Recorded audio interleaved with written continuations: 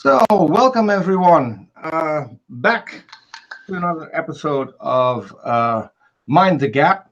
I'm very happy to say that Robert will be hosting this one with me. So, welcome, Robert. Hey, how's it going? And it seems we just lost Craig. He dropped off. So, Craig, if you can, please come on back. Because we haven't even started yet. Yeah, you're kind of the main topic here. So, and Craig is back. Okay. Yeah, my wife just called right as that ended, and I was like, "Get him on air." I swear to God, the phone rang. I was like, "Oh no, it's the only person who has the number."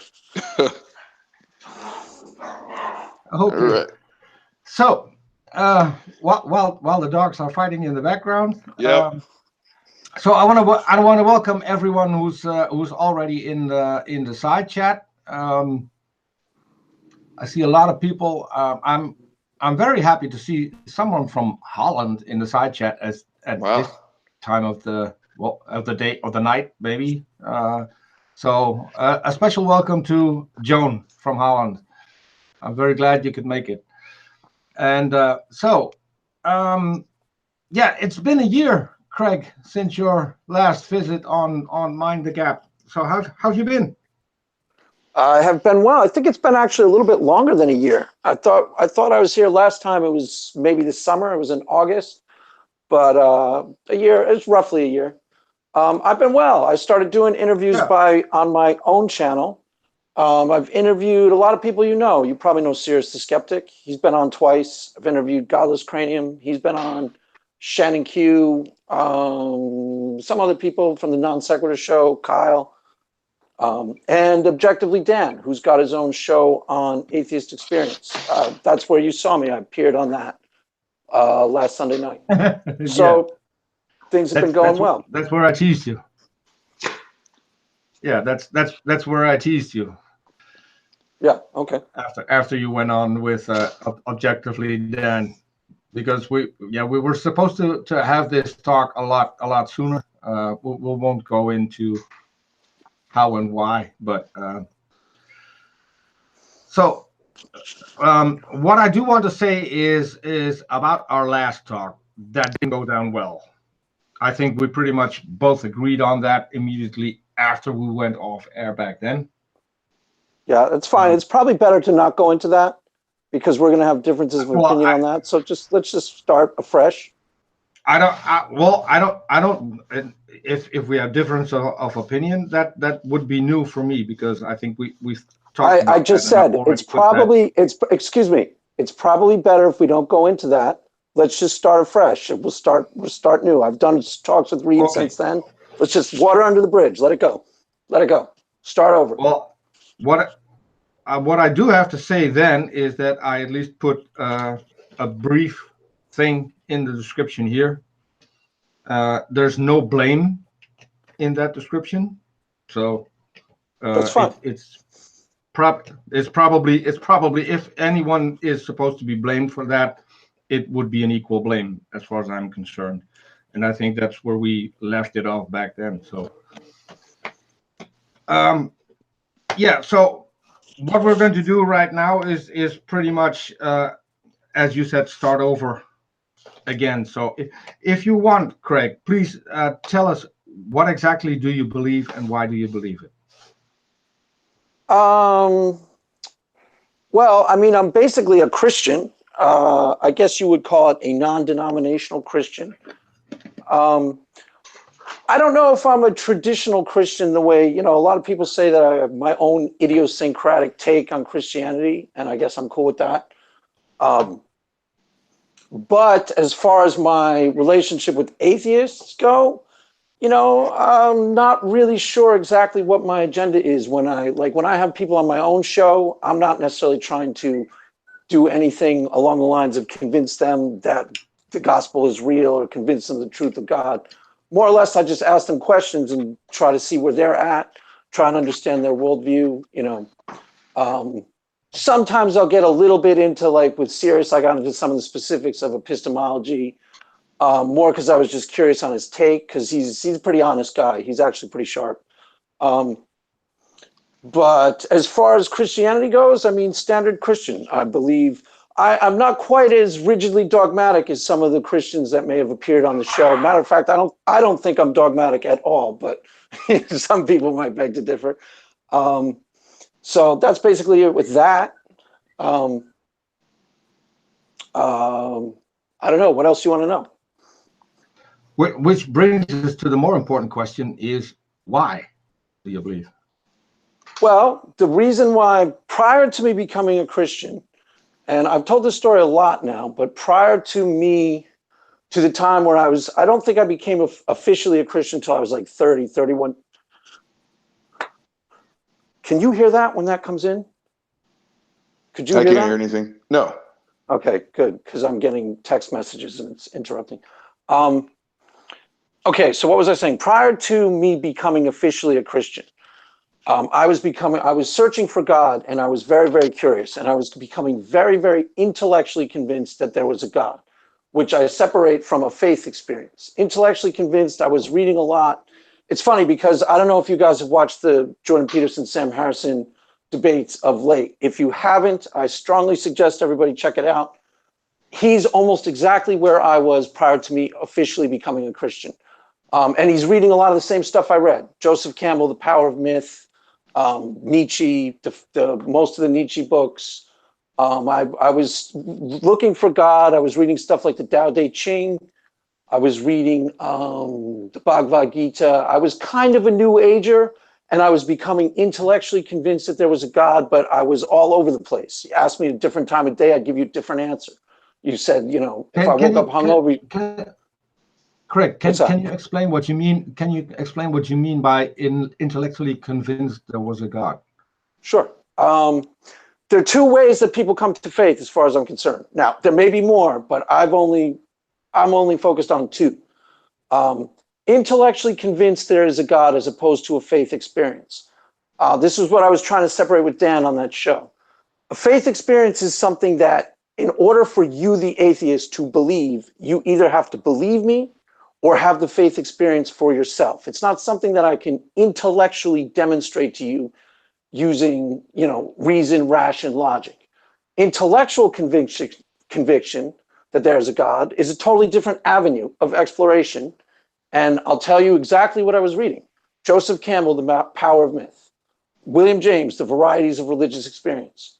The Bhagavad Gita, the Tao Te Ching. And I was starting to see common truth claims inside of a lot of different variation of religious experience, a lot of different faiths.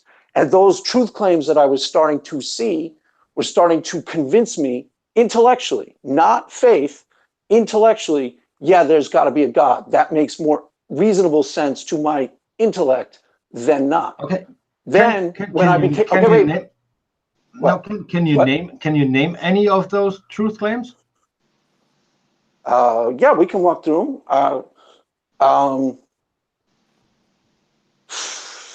I mean, I wasn't going to start there, but there are a whole bunch of truth claims like that in the Bible.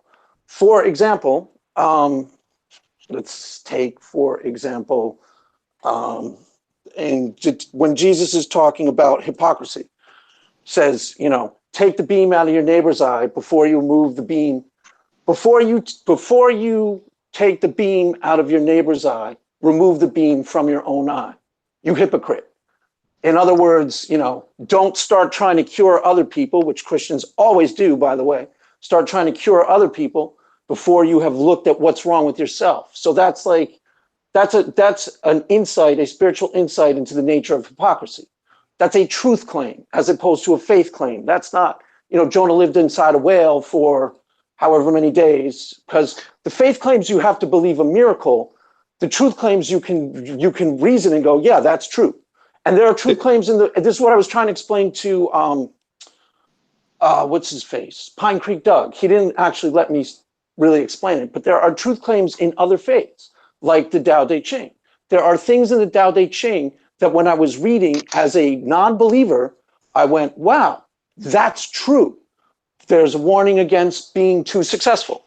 What is more dangerous, success or failure? Whether you go up the ladder or down it, your position is unsteady. I was like, wow, that's really wise.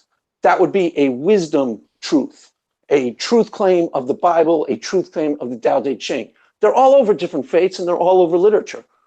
They're the intellectual roadmap to the existence of God, if you will. But I got to ask a quick question on that. That doesn't sound like a truth claim so much as it sounds like just some good advice. Don't be hypocritical. Exactly. Well, yes, I mean, exactly. A truth claim would be, to me, more substantial than that versus just saying, don't be a hypocrite. My dad told me that, and he doesn't, live in heaven. So, I mean, that doesn't seem like a real truth claim. That just, again, that's good advice. I was looking for something more meaty than that. We can change. I mean, you can change but for me, that's like the substance of a living faith.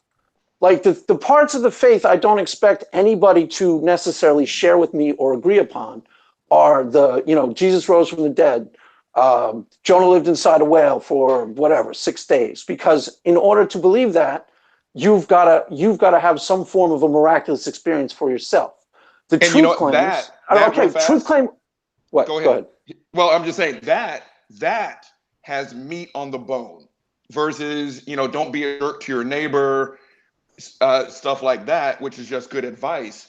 What has meat on the bone would be to actually demonstrate these things that would be miraculous. Virgins getting pregnant, dead people coming back to life, entire bodies of water splitting in half. That's got meat on the bone to change people's lives versus hug your neighbor versus stab them in the stomach. That the other ones are real truth claims that, man, that would change the world versus kiss them versus kill them. I would have to disagree, at least on one point, because I don't think it has that much meat on the bone. I mean, if you have a personal experience, how would that validate something that is written in a book that has supposedly happened? I don't understand that question. I don't understand what you said. You said in order to believe, for instance, that Jesus rose from the dead, or that Jonah was inside a whale for a certain amount of days. Right. To you that was validated by you having an experience. And no, that's not what I said. That's not what I said. That's not what I said. It's not what I intended to say. Okay. It's not what I intended to say. Okay. Can you explain it to me then? Yes, I'm not here to defend. I'm making a clear distinction between the faith claims of the Bible, which I am not going to defend, and the truth claims of the Bible. Now, Reed's critique, I accept. He said truth claim is too strong a word for what I said. So let's go to a different potential truth claim of the Bible. And I would be willing to have you explain it a different way or frame it as something other than a truth claim. I'm not here to tell you that Jonah lived in a whale. I'm not going to defend that. Believe that if you want to. I'm not here to tell you that's true. That's the point. That's a faith claim. Yeah. Okay. So how do we distinguish a faith claim from a truth claim in the Bible? I'll tell you. I'll explain. That's what I'm explaining. Okay. Let's go to another potential truth claim. The greatest amongst you shall be the servant of all. Now that's a principle. That's a principle of servant leadership, and it's underscored in the Bible 50 times. They say Moses he alone was faithful in all my. What? Correct. What? Can you repeat that? The sure. faithful are what? The greatest. The greatest. Okay. Yeah. The greatest amongst you shall be the servant of all. That's a truth claim. What that's telling you, the reader, is if you want to be a good leader, be a servant leader. And that truth, okay, that to me is axiomatically true. We can maybe debate it, but I see that as true. And that truth is underscored 15 different times in the Bible. Jesus stops and washes the disciples' feet. Jesus, God in the flesh, humbles himself and starts washing their feet to demonstrate to you, the reader, this is how you live in the world. If you're going to be a powerful person, it's way better for you and for the world at large if you become a servant leader. So that's a truth claim that I read and I said, that's true. That is how I want to live. That is how I want to walk out my life. These are more important to me than the faith claims. Hold on, but I wouldn't call that a truth claim. It would be advice. I'm not sure if it's always good advice. I'm pretty sure some of the examples that you just gave are terribly bad advice. Which one? But which one? The washing of the feet. I mean, I have owned my own company. I've never washed the feet of any of my employees, and I wouldn't even think of doing that. Right, but you've owned your own company. When you go to work as the leader of your own company, for example, are you thinking of yourself as, I'm the cool man in town, I'm so awesome and great? Or are you trying to think of yourself as the servant of everyone in your company? I'm going to teach people at the smallest level of my company how to be better at their job. Neither. So, okay, so you tell me. So what do you do? Let's take, for instance, let's take this channel. I started this channel. At this moment, I'm no longer I'm the sole owner of the channel because that's how YouTube is set up. I don't make the rules by myself anymore. There are 3 people that are usually hosting the talks that we do, and those 3 people come up with the rules and come up with what we do and don't do on our channel. Right. So that's a little bit different. I'm still not a servant of either Robert or Charis, although Charis might sometimes disagree with that a little bit. Charis might sometimes think you're a servant and treat you, hey, Peter, go get me some coffee. Peter, go get me a drink. But that's no, pretty but funny. yeah. So, but yeah, there's no distinct leadership.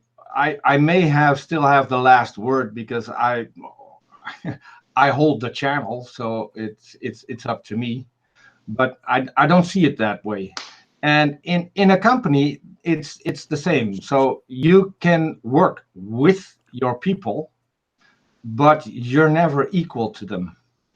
And if you are, your company will be doomed.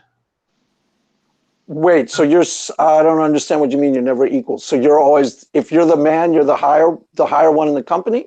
Is that what you're saying? You're the one who is eventually making the decisions, and is eventually you have to deal with the consequences. So you cannot be equal to all of your employees, because then you wouldn't be able to make any decision, because you would never come to any agreement.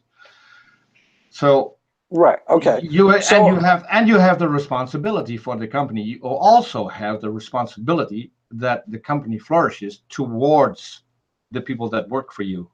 Because if the company is doing well, the people working for you are doing well. So yeah. So the whole washing of the feet thing, I would consider that very bad advice, because then you're putting yourself below the people that are working for you.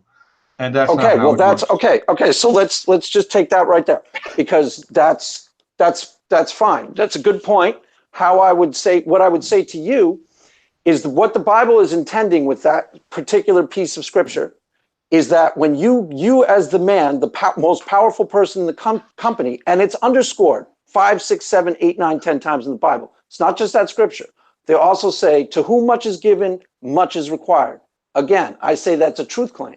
That is, if you are the man and you are the one in charge, it is beholden to you to put it in your heart that you are the servant of everybody so you can lead correctly. Because if you're leading the company to glorify yourself, that's not going to be good. If you're leading the company to serve everybody's interests to the best of your ability, that's going to be a great company, and that's going to be the way you want to lead. So you can disagree with that truth claim, which is fine, but it is a truth claim. The problem is it's not a truth. So okay, so call it something else. What do you want to call it? Doesn't have to call it that. I'm going to jump in on this one. Again, these aren't mind-blowing truth claims. I was in the Boy Scouts, and you're basically describing the advice I got from my scout leaders. You know, right. I can. What I'm intending to do, show you where it's plain common sense. I can spit out catchy phrases from my Boy Scout days, right? Let no one say it, and say it in your shame. All was clean and tidy until you came. I can do this all day. Servant leadership. Uncle Ben in Spider-Man said, too much is given, much is expected. Uncle Ben told Spider-Man, with great power comes great responsibility. We can do quips and quotes all day long, but this isn't, to me, the least bit tied into why someone would worship or believe. And I'm kind of curious, because I got this stuff written down. The big stuff, again, the big, meaty T-bone steak is the faith. Because we can spend the next 2 hours talking about quotes and Jesus said to love somebody. To me, the big thing is the supernatural. It's the faith. Okay, it's the stuff. Excuse me. Hello. I heard you. Can I answer now? Hit it. Can I answer? Okay. No, the big stuff is not the faith. I'm the practicer of the faith. When I read the Bible, it's to internalize. Wait. Let me just say this, please. It is to internalize as a practicing Christian. Okay. With absolute integrity, I promise you, on pain of death. The important thing to me is go ahead. Why because you're gonna kill me? Don't kill me, please. Go ahead. Hit it. Okay. The important thing to me are the claims that I am talking about, like the greatest amongst you shall be the servant of all. I don't read the Bible and go, Jesus died on the cross, and now I think about, or rose from the dead, and I think about that morning, noon, and night. I read the Bible to get instruction on how to be a more moral, ethical human being. And yeah, it should match up with the Boy Scouts. Unless the Boy Scouts is a corrupt and insane organization, it should match up with basic common sense of something that, I'm assuming they're relatively wholesome and they're giving you good advice. Good advice is good advice, and it's rooted in truth. No, I agree. It is good advice, but the only thing is, Craig, go ahead. We already have a comment in the side chat. Someone that I really appreciate, and I think maybe Craig, you do as well. Paul G is in the side chat. Yeah, Paul G is cool. Yeah, he said Steve Jobs nor George Lucas would take any of that advice, and they were people. Correct. Okay, but that's an awesome point. From scratch. That's an awesome point. Built some great companies. So. And I'm still struggling with the word truth claim, because it's not a truth claim. It's advice. It's advice you can get pretty much everywhere. No, you can't. If you can get it somewhere else, do so. I got it from the Boy Scouts. I got it. And where do you think? Okay, so wait. Let me answer. Don't all. Let me answer the three things before you keep going. You've thrown three things at me. Let me answer. Craig, I wasn't finished yet. We talked about interruptions. I was still talking. I said I got it from my parents. You filibuster. I don't. Go watch how I conduct an interview. I don't filibuster. You do. I have, Craig. Yeah. Put it down. I dare you. Put it down. I said I was still talking. I said I got that advice from my parents, and I can tell you for a fact that neither of my parents were divine. Great.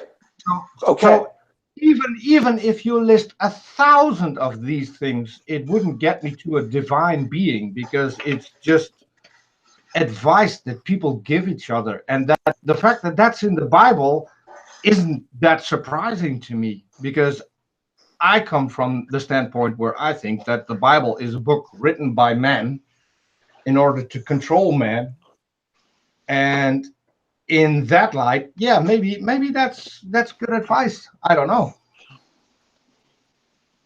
What I would be more curious about is why you believe in a divine being, because everything you've listed so far can come from humans, and doesn't necessarily come from a god. Okay. So you gave me a question from Paul that was good, and I wanted to answer, and then you kept going, and now you're on a completely different point. It wasn't a question. It wasn't a question from Paul. Paul made a statement. Good. I'd like to address it. Hit it, Craig. And that's why I stopped you, and then you kept going and turned it to a totally different point. Well, I threw it in just to show you that it's not always good advice. I mean, we can address everything in the side chat, every comment in the side chat, but I don't think that's helpful to the talk that we're going to have. Okay. If it's not helpful, then don't bring it up. If it's not helpful, then don't bring it up. You brought it up, and I wanted to address it. Then you went on. I brought it up because it showed that people think the same, that it's not good advice. It's not always applicable. So we can talk a lot about this particular piece of advice, but it doesn't get us to why you would believe in a God, because there's nothing divine in it. It's not even always applicable. And what I'm curious about is what made you believe in a God? I mean, just human advice couldn't just be it, could it?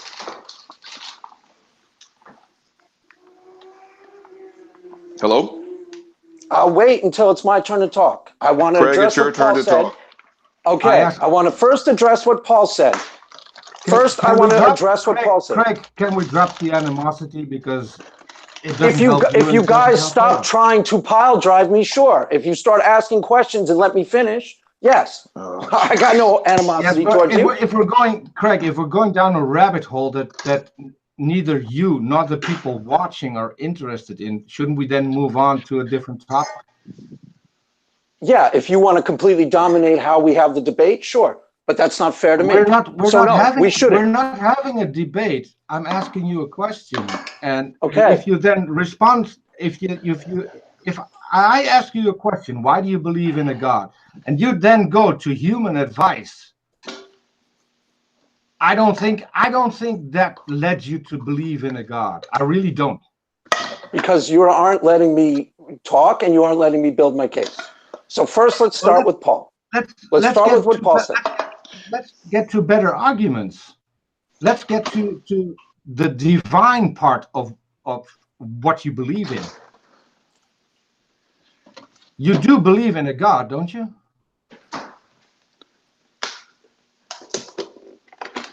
Let me address Paul. No, we're not going to address Paul. We're going to move on. This is not how you do an interview. This is not how you do an interview. This is not fair to me at all. Paul isn't in the interview. I just read it. You brought it up, and then you told me it proves me wrong. So let me start with addressing that, and then I read a comment in the side chat that you and I already agreed on, which was correct. So let's move on and not stick to what would be good to lead a company, because leading a company doesn't lead you to God. If it would, I would be a Christian. Right? Okay. If it would, I would be a Christian. You're telling me that I'm leading a company at this moment. It doesn't lead me to God. You're telling me that the advice in the Bible is good advice rooted in truth, but there's no way it comes from God. That's not what I said. I said some of it is good and some of it is terribly bad.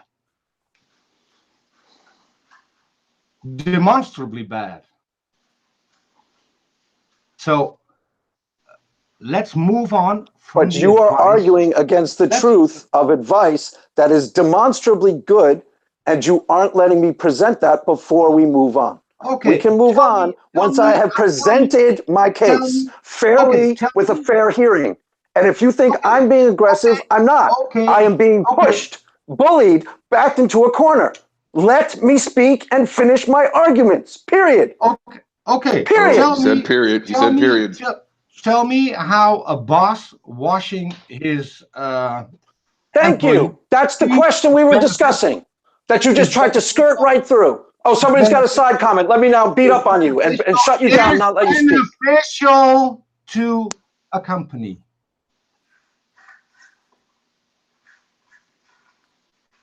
If you want to turn this into a shouting match, Craig, then you're not doing your God a good service.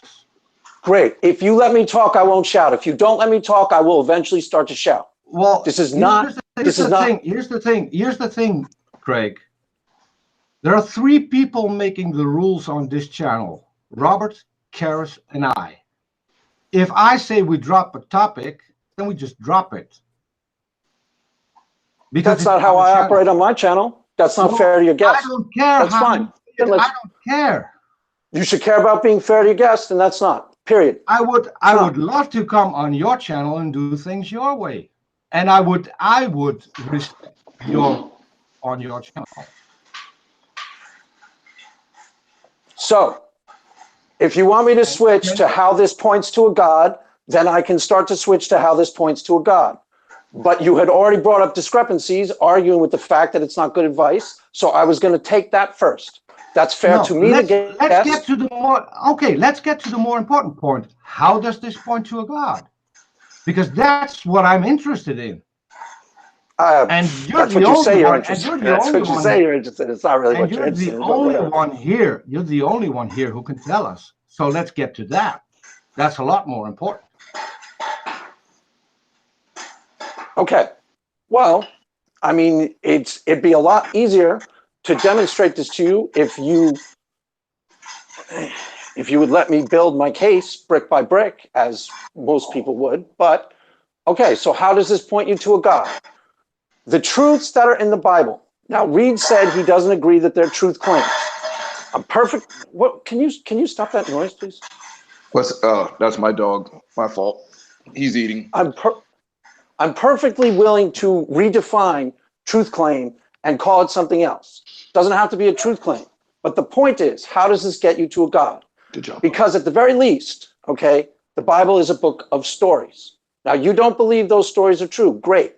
The point I was going to make, and I was going to have you see, if you would let me, is that these stories contain powerful wisdom truths and truth claims. Those truth claims were written down 2,000 years ago by ignorant goat herders who didn't know anything about science.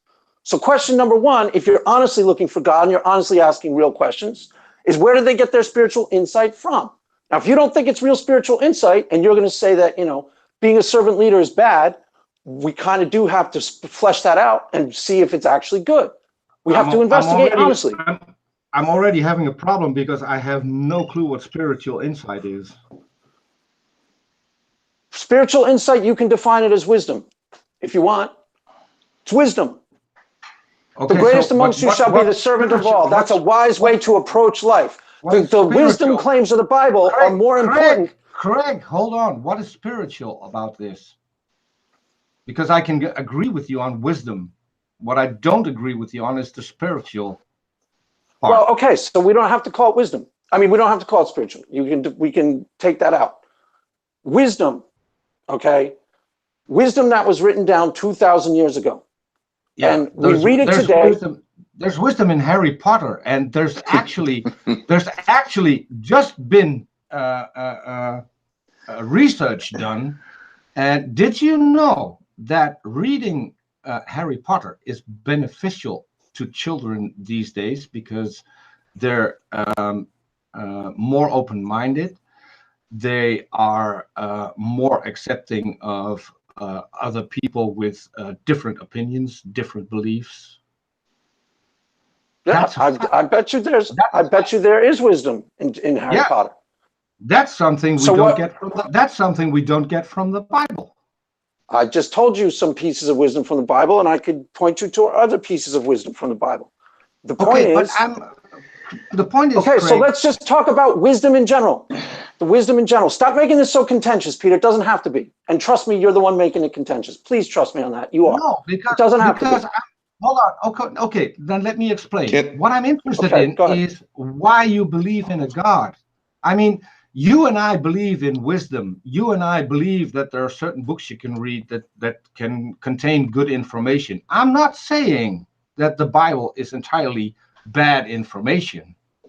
Okay. I mean, so then we oral sex is in the Bible. I fully agree with oral sex.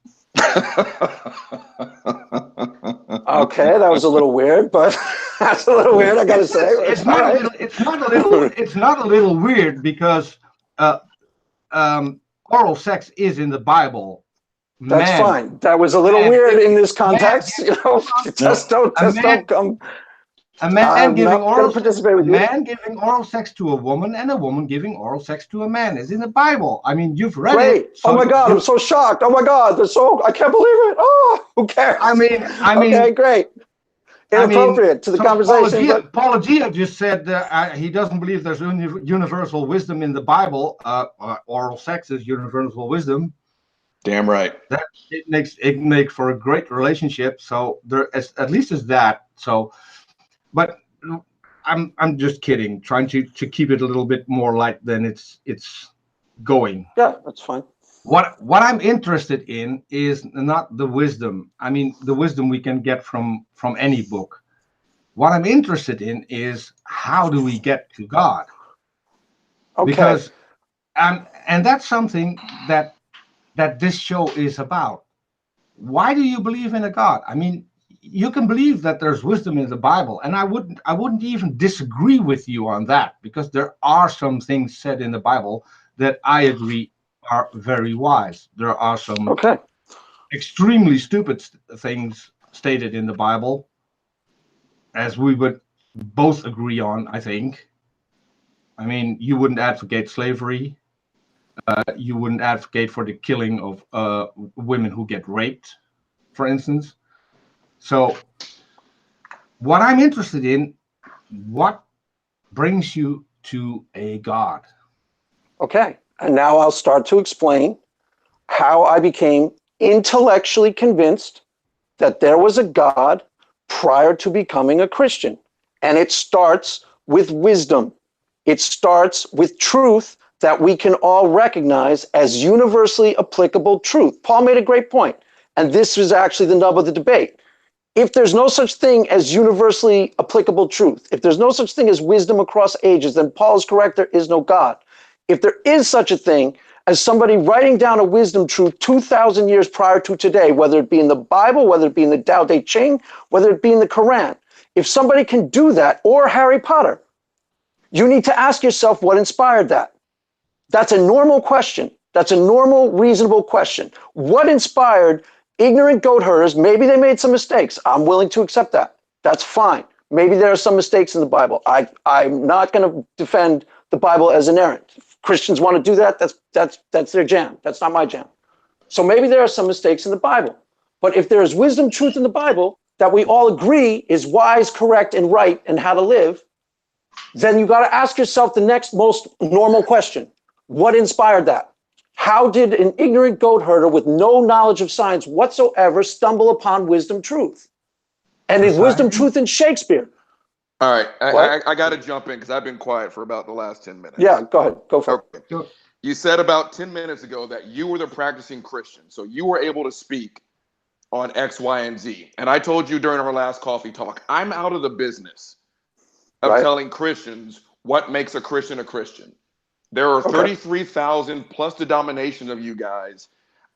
And you're right, I'm not one of you. So you guys get together and decide what time it is. But you are talking to two atheists. And at least this atheist is telling you good advice, that's not good enough. Right? And I'm confused as to why a Christian doesn't want to defend the faith. Because then we go into the whole cafeteria-style Christian where I can point you to verses in the Bible that says you are to 100% defend the faith. Now, here's someone telling you. Point me to a verse that says that, And you because shot. they don't. I'm sorry, say that again. You want to know what verse? Yeah. First Peter 3:15. Now, now I'll be ready to give an answer. Doesn't say what you just said. Be ready to give an answer. No. Keep going. Always. Yes. Be ready. I'm sitting here, and during our last coffee talk, you dismissed me at least 25 times, telling me I'm not asking legit questions. That's not good enough. And I told you then, I'm telling you now, you don't get to decide what is a good enough and not good enough question. And I'm telling you, here I am, an open book at 6:14 in Texas time. Defend the faith, because good advice. I think I'm doing that. I'm telling you, my friend, my dad gave me the exact same advice. Great. My scoutmasters, my football coaches gave me the exact same advice, and they didn't threaten me with hell. No one said someone came back to life. When did I threaten you with hell? Stop, Craig. When did I threaten you with hell? I asked you to stop. The big ticket items is what I'm talking about. And you want to talk about things like be good to your neighbor and ignorant goat herders. I think we're completely missing the point and talking past each other. I'm asking you for a home run, and you're not even giving me a bunt to single to first base. You see what I'm saying? I hear what you're saying. Why are you not defending the faith? Why are you not defending the faith? Because I am defending the faith that I live out and practice on a daily basis. That's what I was trying to tell you. I don't practice on a daily basis. And I dig it. Jesus rose from the dead. Now believe that. You're going to burn in hell. And I wonder why it is you talk to atheists at all. Because I promise you, I think I can speak for most of us when I tell you, be kind to your neighbor is nothing. We can talk about Confucius gave that 500 years before Christianity said the golden rule. We can argue that all day long. But the big ticket items that would make Christianity stand out is the one thing that you don't want to defend or even begin to talk about. And you shot me down in our last coffee talk. So I'm wondering, why not even begin to even think about entertaining the big ticket items? Okay. So I apologize if I shot you down in our last coffee talk. I did not mean to. Okay. Apology accepted. I have coffee talks with you because, as a general rule, I think that you're a decent human being, and I stand behind your character, and I think you're a good person, and you have civilized conversations. So I didn't mean to shoot you down. I apologize for that. I didn't mean to. Thank you. The question you're asking, okay, you're, as I see it, now you can disagree with this. Hit it. You're free to disagree with me, Reed. Go ahead, Craig. No, generally speaking, you're a decent human being, and I stand behind your character. And you don't just try to jazz people out. You are asking honest questions usually. So maybe I just got annoyed with you. I'm sorry. I don't remember that one. Okay. I didn't mean to. Okay, so the beating heart of the faith, as far as I'm concerned, and if I get too heated, half an hour ago, I'll try to tone it down. The beating heart of the faith, as far as I am concerned, are the admonitions that you internalize and walk out. They're not the fluff.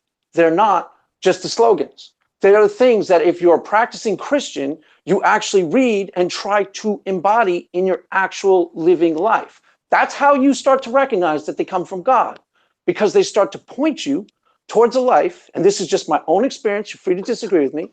They started to point me towards a life that was peace, morning, noon, and night. Yeah. No sorrows or anguish that I couldn't overcome. And if there's a sorrow or anguish that visited upon me, I had scriptures that would answer me. I had scriptures that I could look to that would give me strength in that crisis. To me, that's the beating heart of the faith. That's the actual faith that I live out on a daily basis that means something to me. I dig it.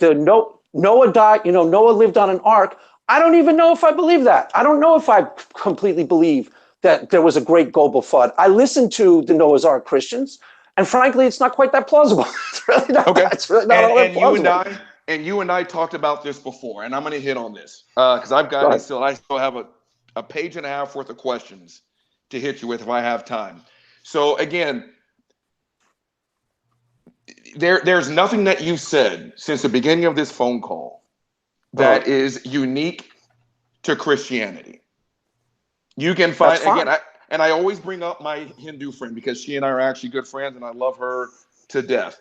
I'm pretty sure without reading the Bhagavad Gita, you can find a couple passages in there that say to love your neighbor, honor your spouse, just be a good person.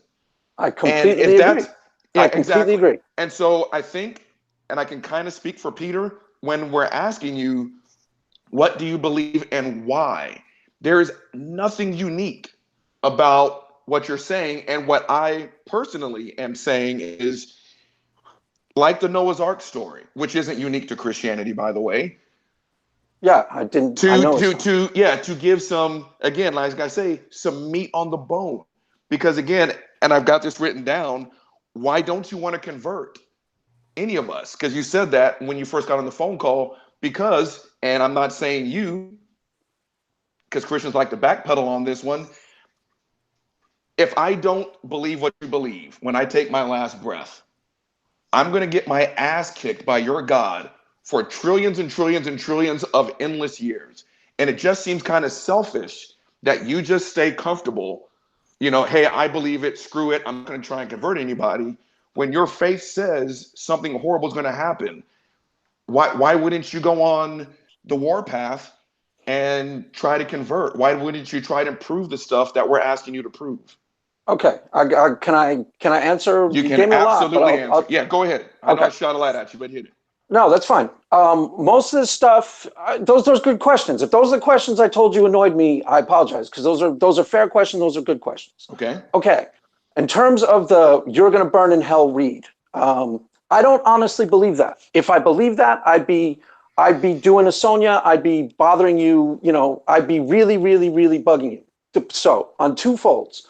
I think God is eminently fair. The God that I have experienced in my own life is eminently trustworthy and eminently fair. Fair round the boards. And it would not be fair, in my eyes, for someone like you, who I've already said, and I meant, is a decent human being. You've been nothing but good to me. As far as I know, the 2 years I've known you, you've been nothing but good to me. So I do not serve a God that is going to burn you alive forever. Because that's not fair maybe you're secretly evil, but I don't think so. I don't see any real evil inside of you. Right. So that will get solved two ways. Either you, Craig. So why does the Bible disagree with you on that? Great question. Why does the Bible include verses that order you to kill unbelievers? I don't know that it does that, but just a question. Because you're talking about a fair God who, according to the Bible, drowned entire humanity at one point, except for 8 people. 8. Okay, so go ahead, Greg. I am not advocating for, nor am I practicing some sort of rigid fundamentalist type of Christianity wherein you get burnt in hell. Okay. I'm not saying you do, but you therefore believe. I'm not here to defend it. No, but you believe in the Christian God, don't you?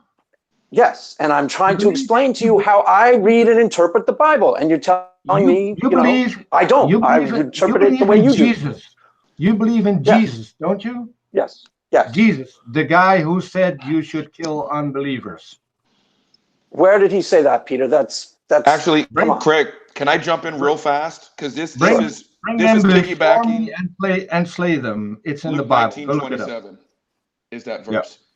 But Craig, can I ask a quick question? Because Peter just actually paraphrased the question, that my number 2 question. On our very first and second coffee talk, you told me I was part of a corrupted Christianity. Yes. How you were raised. I want to know. Absolutely. Hold on. I want to know now, because I've asked you this before. How do you know that mine was corrupted? I don't know. Okay, so then how can you make that claim? Because you've said that and you've cut me off during Stephanie's talks. So I want to know now. You made the claim that my Christianity was corrupted. You became a Christian at 31. I was a Christian from the time my skull was soft until I was 39. So as far as I'm concerned, I've got you beating this race, my friend. I want to know how you know I was corrupted and you got it right. Out of 33,000 plus nominations, Craig got it right. I want to know how you did it. Okay, so if you're hearing me say that I absolutely got it right, I'm not trying to. Okay. First off, let me clarify that. You said you did. So okay. I'm listening. Again, I'm listening. I'm not trying to defend things that I said to you that were potentially wrong or fallacious. So let me defend the point I was probably trying to make. Go ahead. Again, if I misspoke that time, I apologize. I'm not trying to. I wasn't trying to jazz you out. I thought I was trying to show you something. I'm not nailing your balls to the wall. If you're taking it back, go ahead. I'm not experiencing that. This is fun. Yeah. Go ahead. Okay, what were we just talking about? So your faith growing up. Yeah. I don't know for a fact that it was corrupt, but how you talked to me about it, okay? And you were even one of these persecuting homosexual Christians. You told me that yourself, correct? Is that true? Yes. That's true, right? I tried to tell them that they gave themselves up to a reprobate mind, which is what the Bible teaches.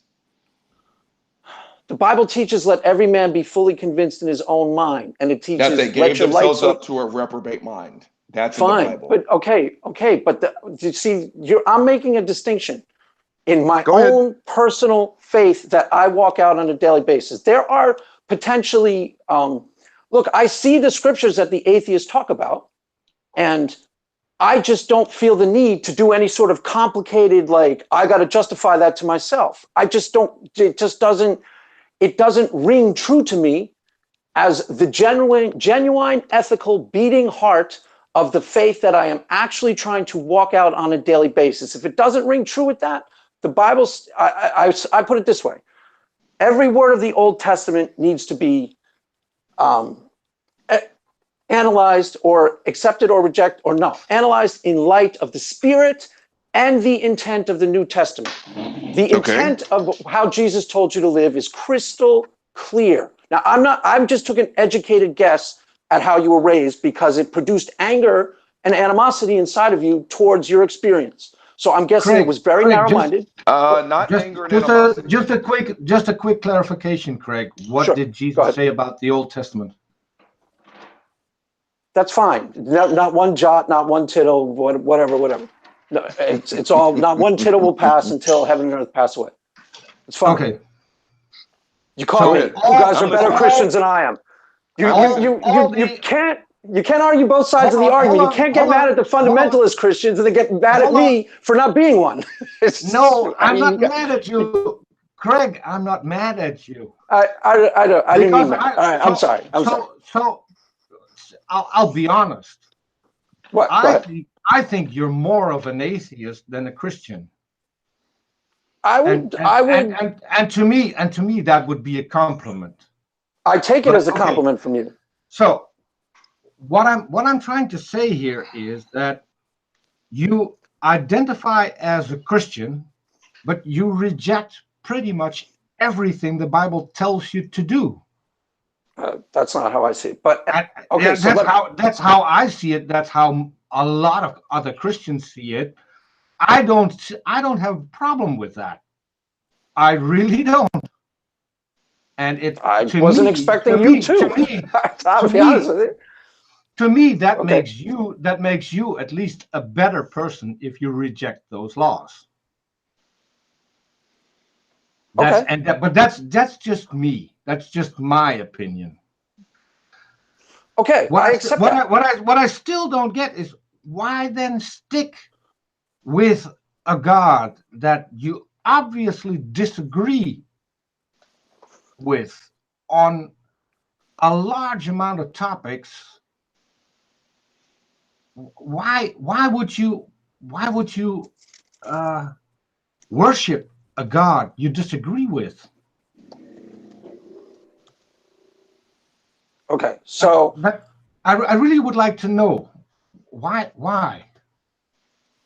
Well, you said a lot of stuff, and some of the stuff you said. Okay, for example, you said, I believe you that you meant it as a compliment, and you said you seem more like an atheist. I did. Okay, I believe you. I absolutely believe you. Now, someone like Reed, I'll tie it into what Reed was talking about. I was actually, Reed, it came across wrong. I was trying to help you, believe it or not. It was wrong. I'm listening. I'm listening. I was trying to get you to perceive that the way that the faith was presented to you is not the only way of framing it internally. Okay? Now, I accept that you guys are struggling with how I justify the faith to myself. And I need to do a better job. Okay, wait. I agree with you on that. But what?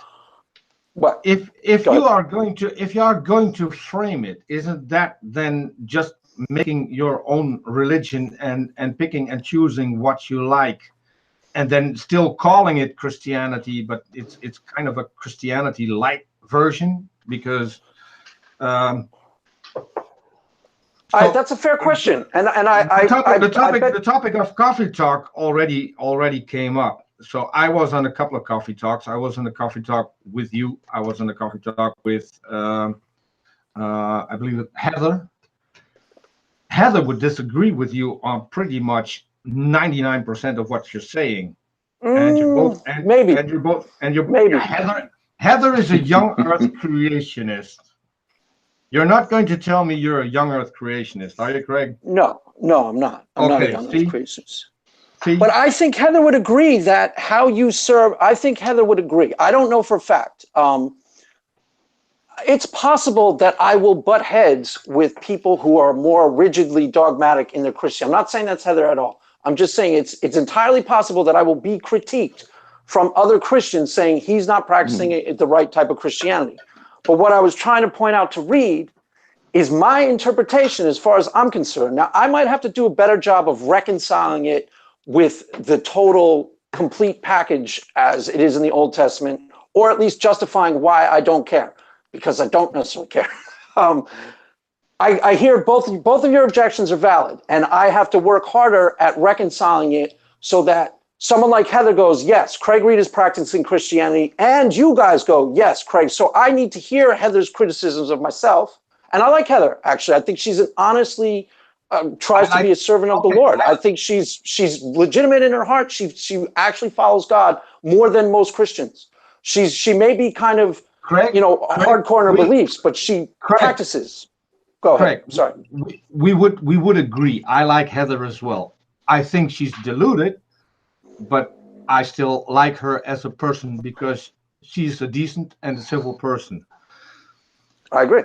Well, you just said something that you wanted to figure out how you can make all of this work inside your head and agree with it. So what I'm curious about is, why not go with the morals that we have as a society, and why not drop the entire God thing, for which the morals that we have as a society for which we have no evidence. Okay. It's not even important. It's not even important enough for you to talk about the evidence that a God exists.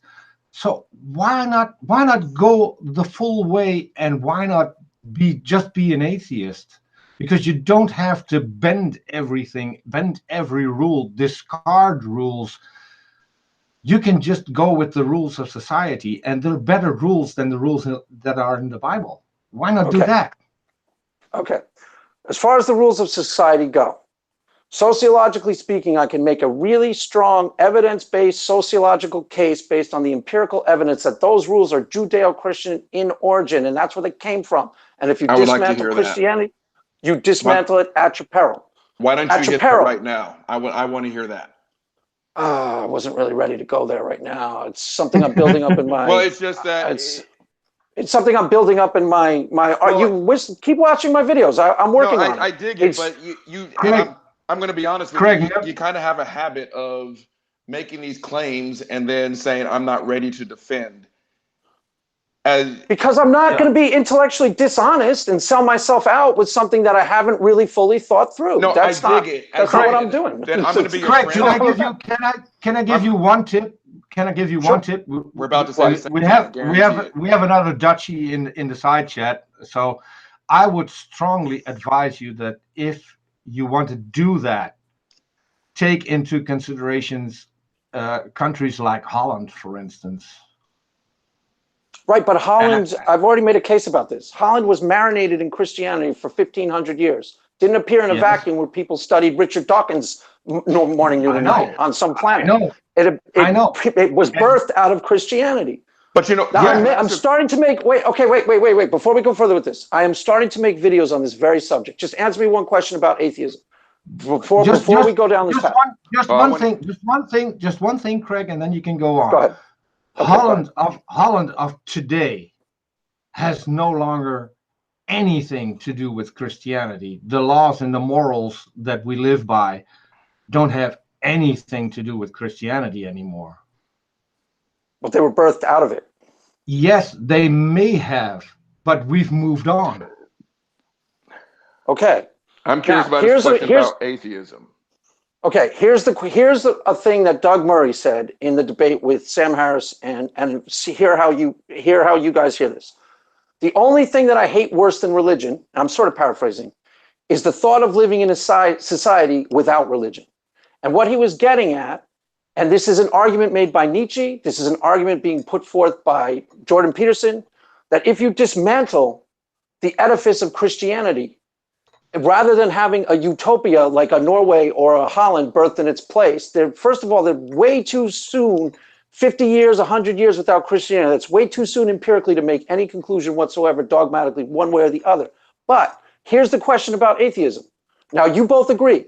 All atheism means is a lack of belief in God, correct? Both of you agree with that? Correct. I'll say that. Okay. That's not an ideology.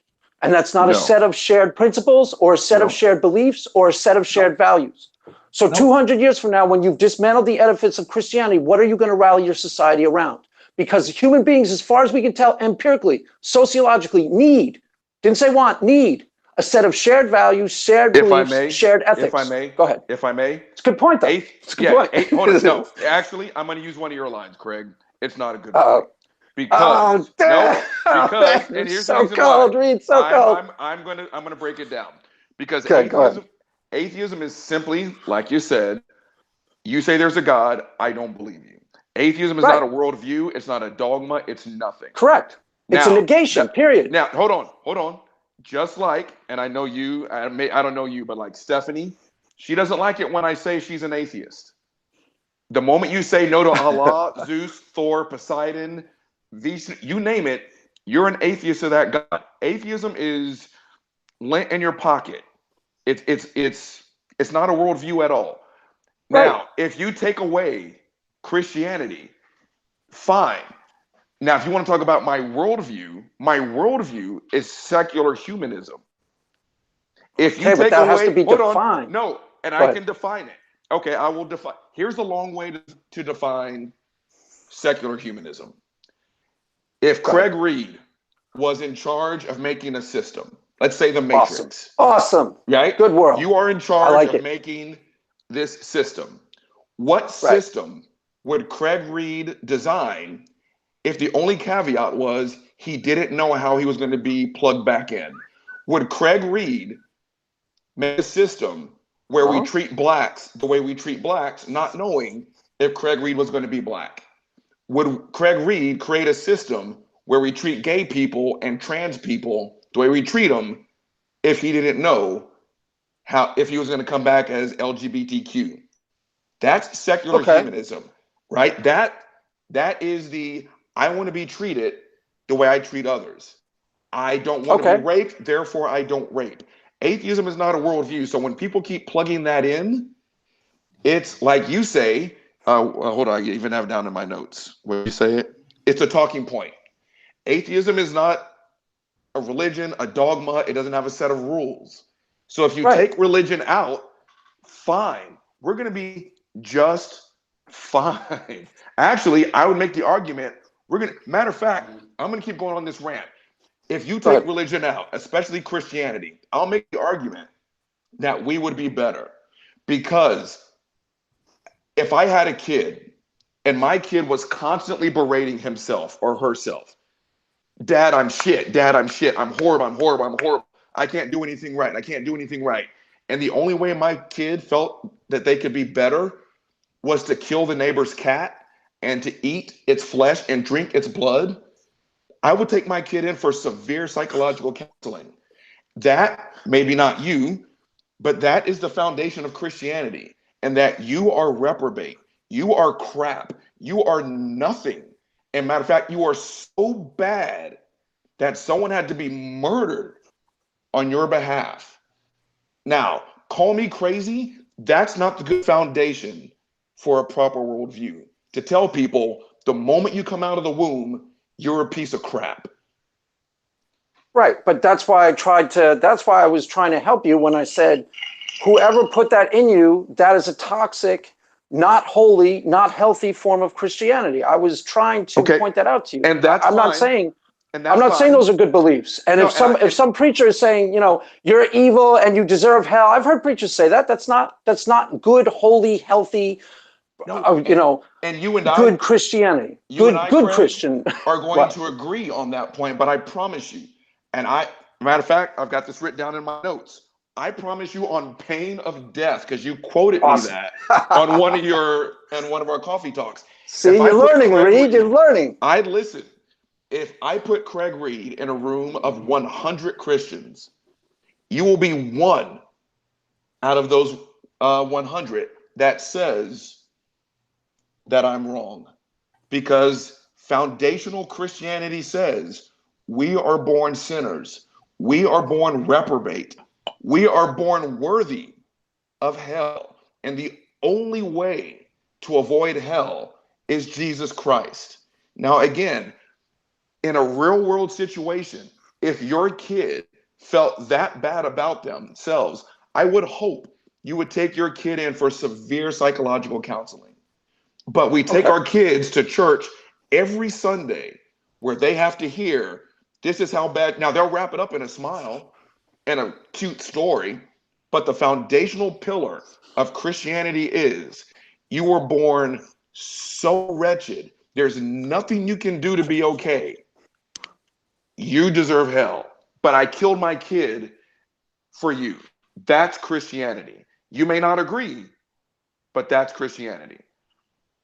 That's not foundational Christianity. I disagree with the premise that's foundational. Go ahead, but I promise you, from a guy who was born and raised a Christian up until 39, that's Christianity. You'd be the first Christian. You'd be the first Christian, Craig, to say that that's not Christianity. No, Christianity is all have sinned. Okay, I can give you the scriptures. Foundational Christianity. Go ahead, Craig. Okay. So can I. Okay, but you're telling me that Christianity is false because I'm going to paint for you, Craig, a false version of Christianity. No. Real fast. You said that during our last coffee talk. I'm not saying Christianity is false. I'm simply saying I don't believe the claims that there's a man in the sky. That's it. Okay. I'm pointing out that I promise you, that's fine. On pain of death, to quote my friend Craig Reed, that 90 some odd percent. I love that you say that. I love that you say that. It was our second conversation at the minute 44 mark. I wrote it down. It's dramatic. It's effective, right? It got inside of you. No, on pain of death, Reed. On pain of death. That is 90+% of Christianity. That we were born so terrible, so sinful because Adam and Eve failed their test in the Garden of Eden. I even asked you, was Adam and Eve real? You said no. Stephanie said yes. So I've got two Christians. Stephanie said yes. Oh God. Stephanie said yes. So you said no. Only after you said you wouldn't answer the question. But the bottom line is, humanity was born in a state of sin, and we can't be in the presence of God unless we accept the Jesus sacrifice, because we're that horrible. Go ahead. Okay, so some of the things you said are actually line up with. See, I'm not all that wildly divergent from doctrinaire Christianity, but the spirit of how you were saying it is really important. So we are all sinners. I agree with that. And I found that to be true in life. Now, Calvinism is the only doctrine I know of that says that we are, total depravity and we are unworthy of God altogether without God's grace showing us the light. I'm not sure if I totally buy that. Okay, that's what you said is doctrinaire Christianity. I can find a lot of people who have a much mellower take. And yes, we're all sinners and we need the sacrifice that Jesus provided. Okay. Craig, we have a question from the chat. Okay, go ahead. And since you wanted to answer Apologia earlier, he now put in a question, which I think is a very good question, and I would like you to answer that. Can Craig name one other person who follows the same variety of Christianity he does? A public figure? Not no, yet. One other person. I don't know. That doesn't make any difference to me. Each man to his master stands and falls. Bang. I'm not here to serve other human beings. I, to the best of my ability, under God's eyes, with a clear conscience, promise you, I am only care about serving God to the best of my ability, 100%. So it doesn't make any difference to me if anybody else is on my same page, because I only got to please one. If we had a prize, Craig, you just won it, because everyone in the chat said you couldn't. Great. So what? Okay. So what? Well, so I'm not a church leader. I'm not saying so what, but don't you think that it is kind of weird that then you're the only one out there believing this particular version of Christianity? No. Am I supposed to find that weird? Hello?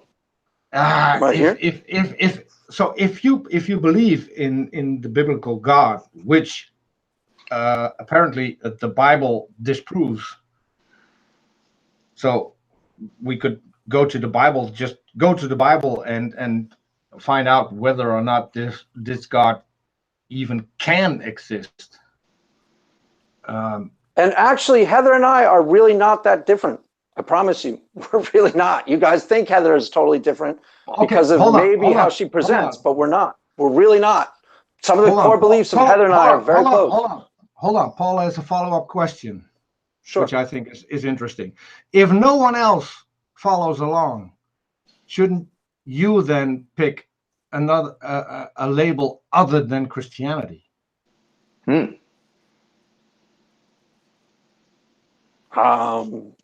I don't know. Sure. I'm not really sure what's the underlying premise of this line of questioning. I mean, I'm here trying to present Christianity to you, the atheists, okay? And you're asking me what's true about Christianity, and I'm, to the best of my ability, trying to present you the parts of the faith that are true. Now, if you're going to turn around and say, okay, you're not a real Christian, you know, whatever. I don't care. I'm not a real Christian. I don't really care. I think what Paul meant is that if you disagree with every denomination of Christianity, why then call your version Christianity? I don't think that I do, but you know, whatever. If Paul thinks I does, that's his business. I don't think I do. Hold on, that's I haven't even presented my version yet. So Craig, you know, Craig, whatever. Hold on, because that was important. So you don't think that you are a Christian? I didn't say that. Huh? Yeah, you said I don't think I do. No, I said I don't think I contradict. I practice a form of Christianity that is very idiosyncratic. I give you that. Fine.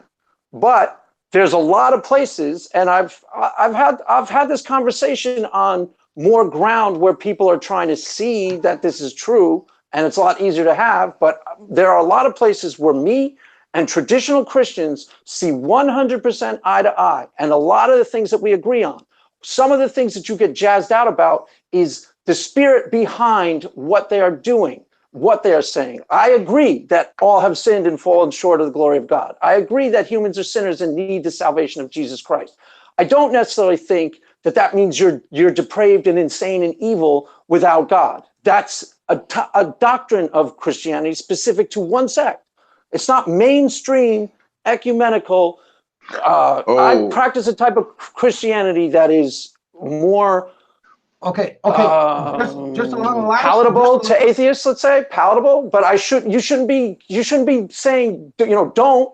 You should actually be applauding me and going, cool. Craig, you solved some of the things that we object to. I agree and I disagree. So one thing, I completely disagree. When I think you just said that that's not mainstream or that's not what the majority is. I completely disagree. The majority of Christianity says if you don't accept Jesus, if you are Hindu, if you are Jewish, if you are atheist, whatever you are, you're going to burn, and it's not going to be good. Now, I do almost kind of slightly agree that you are presenting a form of Christian. Hold on, and I could be wrong. Peter, jump in. That you're presenting a form of Christianity that's almost more palatable, because I will speak for myself. From my childhood, when I asked, and I told you before, when I asked my Sunday school teacher, what did Noah do with all that poop? And I was told I was going to go to hell for asking that question.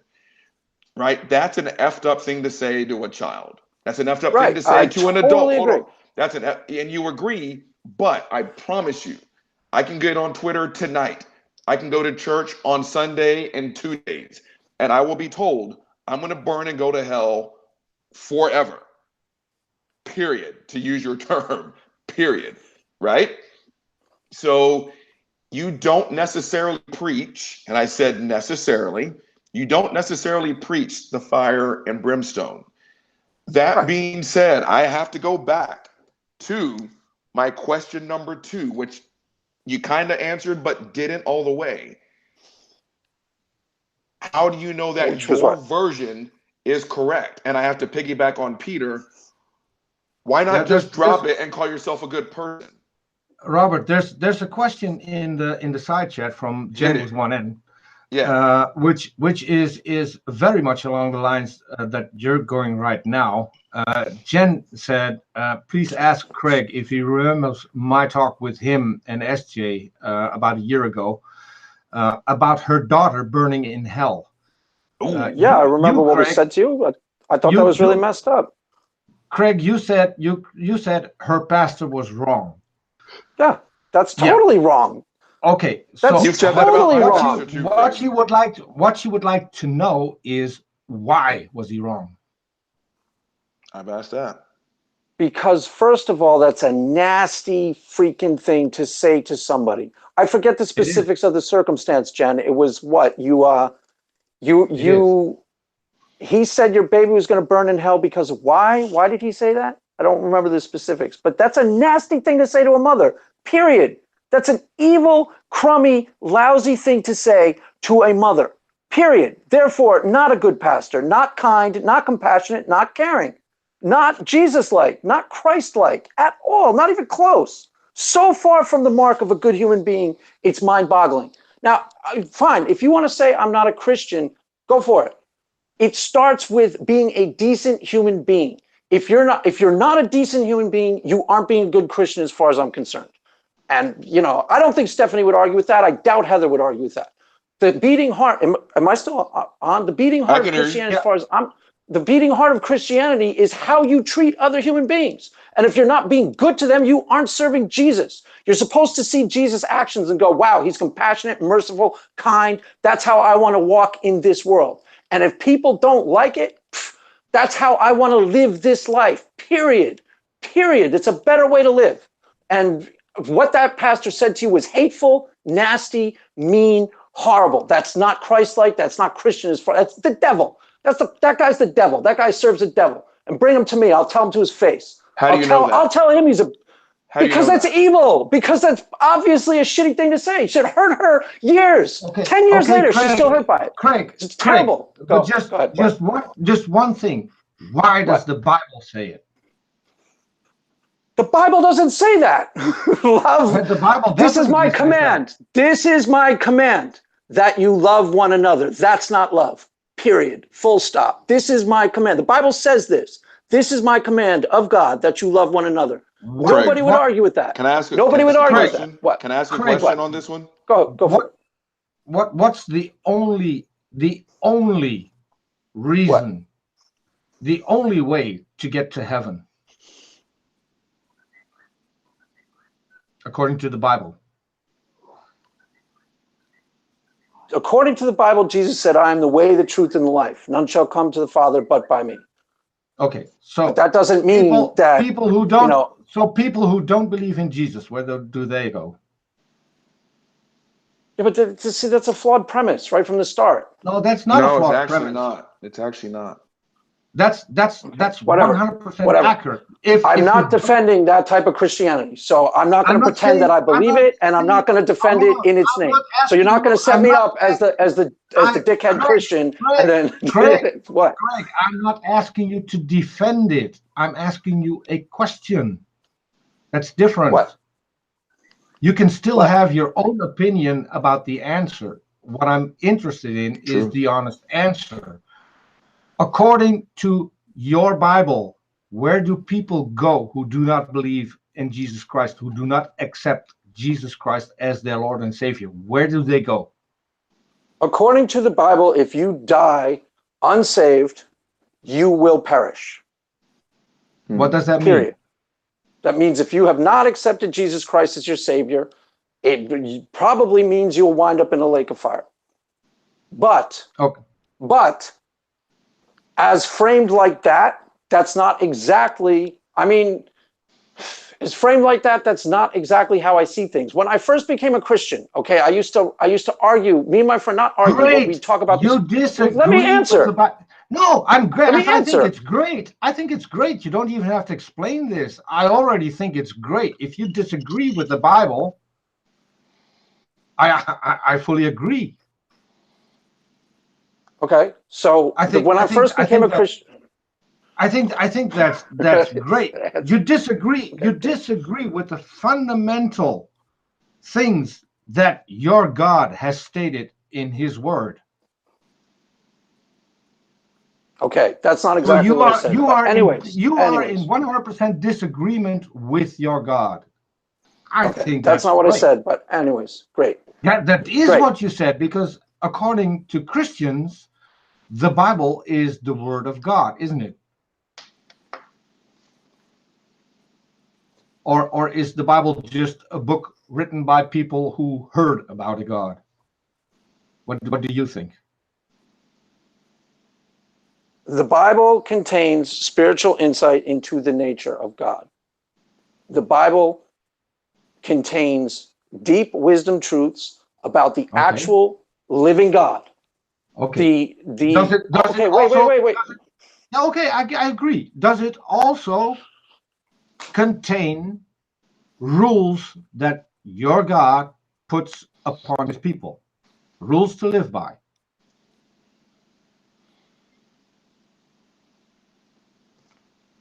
Does the Bible contain rules to live by? Yeah. The Bible tells you to live in this life to the best of your ability. I'll throw one. You know what? You ask me a question and you don't let me answer it the way I answer it. If you're asking me a question about my faith, let me answer it. I want to make it easier. Thou shalt not kill. That's or murder. Yes. Yes. Thou shalt not steal. Yes. Thou shalt not covet your neighbor's wife. If it's my wife, you better not. You better not. I got two, so you're doubly warned. So, but are those rules from your God? Yeah, potentially. Potentially. I'm not here to just tell you the Bible's inerrant. So get me to say that it is, and then if it's not, then my faith falls apart. That's the premise of you guys' counter argument. If it's not inerrant, my faith falls apart. Look at Heather. You're not here to defend the Bible. You are not here to defend the Bible. You are here to tell us what you think. Craig Reed. Right. That's what I'm doing. Not the author of the Bible. That's fine. That's what I'm doing. I'm interested in Craig Reed. And you know why I'm not interested in the author of the Bible? Because we don't even know who he is. Most of it is anonymous. So I'm not even interested in that. What I would be interested in is, to you, are those rules from your God? Yes or no? That's a simple yes or no question. They either are or they're not. Potentially. So, all right. So now I'm going to tease you to death, Craig. Potentially means if you agree with them, they are, and if you disagree with them, they're not. No, it doesn't. You know, this is why this is kind of a fake game you're playing. No, this is why I said. This is why I said I'm going to tease you. It really is. It really is. It's a fake game because, okay, if the Bible is not inerrant, okay, if we start as that as our premise, but the Bible has wisdom truths about the nature of the actual living God. If the Bible is not inerrant and we start if that as our premise, then we can say that the 10 Commandments are spiritual insights of a given people in a given time and place. And then you're free to go, I agree with this, but I don't agree with the premise that, you know, slavery is okay.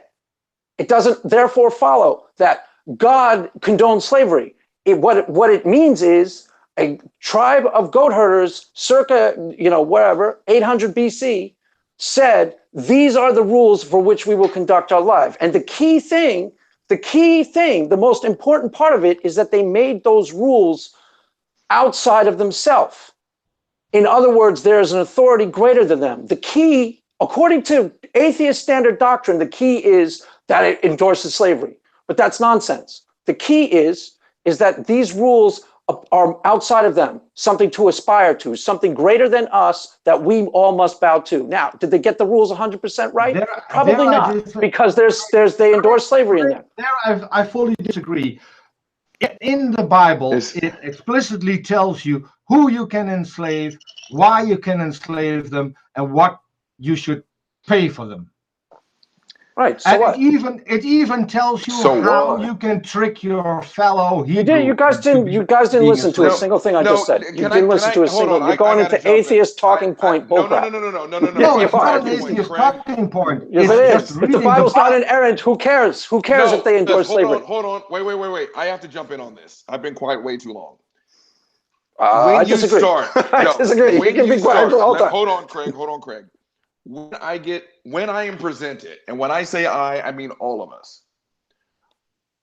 When you are presented with the premise that the Bible is inerrant, which means there are no errors in it, it present you an error. That's a contradiction. And I've used this example before. If I tell you, Craig, you can cheat off of my test, all 10 questions are correct, except for answer number 1, number 5, and number 10. I don't have a perfect test. When you tell me, or when Christians tell me that the Bible is inerrant, I didn't tell you that. That's why this is obnoxious. I didn't say that. Stop. When I say you, I'm saying Christians. I'm saying Christianity. I'm saying the Christianity that you accused me of being corrupted. You, and I've said this before, I'm out of the business of telling Christians what is and is not Christianity. I'm speaking for this side. When we hear that this book is perfect, but then we show you imperfections, and then we get backpedaling, we get excuses. I'll speak for myself. I'm asking for explanations. Okay. Now, right? One more thing. And when people get flustered and when people get upset, it makes me wonder, what are you hiding? It's no different than the Sunday school teacher who kicked me out of Sunday school, who said, you're going to go to hell for asking questions. And so when I say the Bible's inerrant, the Bible's perfect, that's what I was taught. And then someone says, that's bullshit. That's a contradiction that Christians need to answer. Okay, but you all of a sudden, you see the problem. And No, this I is don't. why wait, then let me talk and I'll explain the problem. Go ahead. Shit. But this is starting to get annoying. You guys are starting to double team me, not let me speak again. Okay, here's the problem. If you take to a kid, and this is exactly why there's a bunch of atheists right now who started out as young earth creationists. Because if you say your faith hinges on the idea that the Bible is inerrant, then when they start discovering their errors in the Bible, all of a sudden they're like you. They're like, now I got to be an atheist. It's not either or. I became a Christian. Never in my life did it ever occur to me as a practicing Christian that I was ever supposed to think of the Bible as inerrant. Never even occurred to me because I studied other faith texts, the Tao Te Ching, as a 25-year-old secular person. I know. I didn't think, wow, this is inerrant or it's all false. It's either inerrant or it's all false. That's total garbage. I didn't say it was all false. Garbage. I never once said that. I never. But you are presenting yourself to me as an atheist. No, as an not as I kind of believe in God, as an atheist. I didn't say that. I never once said that. What I did say was when I am told that the Bible is inerrant, no different than our second coffee talk with Stephanie. When I asked, was Adam and Eve real? Stephanie said yes. Craig said no. There's an error. I said I doubt it. I doubt it. No, Craig. You said it wasn't real, was a metaphor. Now, I don't get that. I don't get the premise. Well, I'm supposed to stand here and defend other people's faiths. I'm defending my faith, not other people's, not Stephanie's, not Heather's. Out of the two of us, Craig, out of the two of us, I know you said period. Out of the two of us, you're the only one that's yelling. I'm telling you, the point is, when I asked, was Adam and Eve real?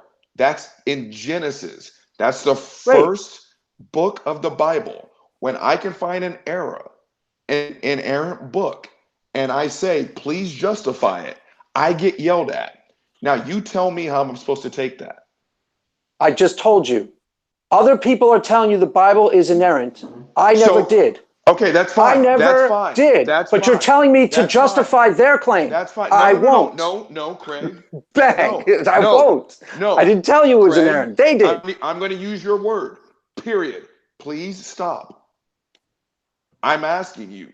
What? You know what I'm asking you? I'm asking you this right now. Robert, I'm asking you the same thing I asked you. Robert. What's that? I got a better question. So I don't want to back Craig into a corner. I don't want to back him in the corner either. But I'm asking honest questions.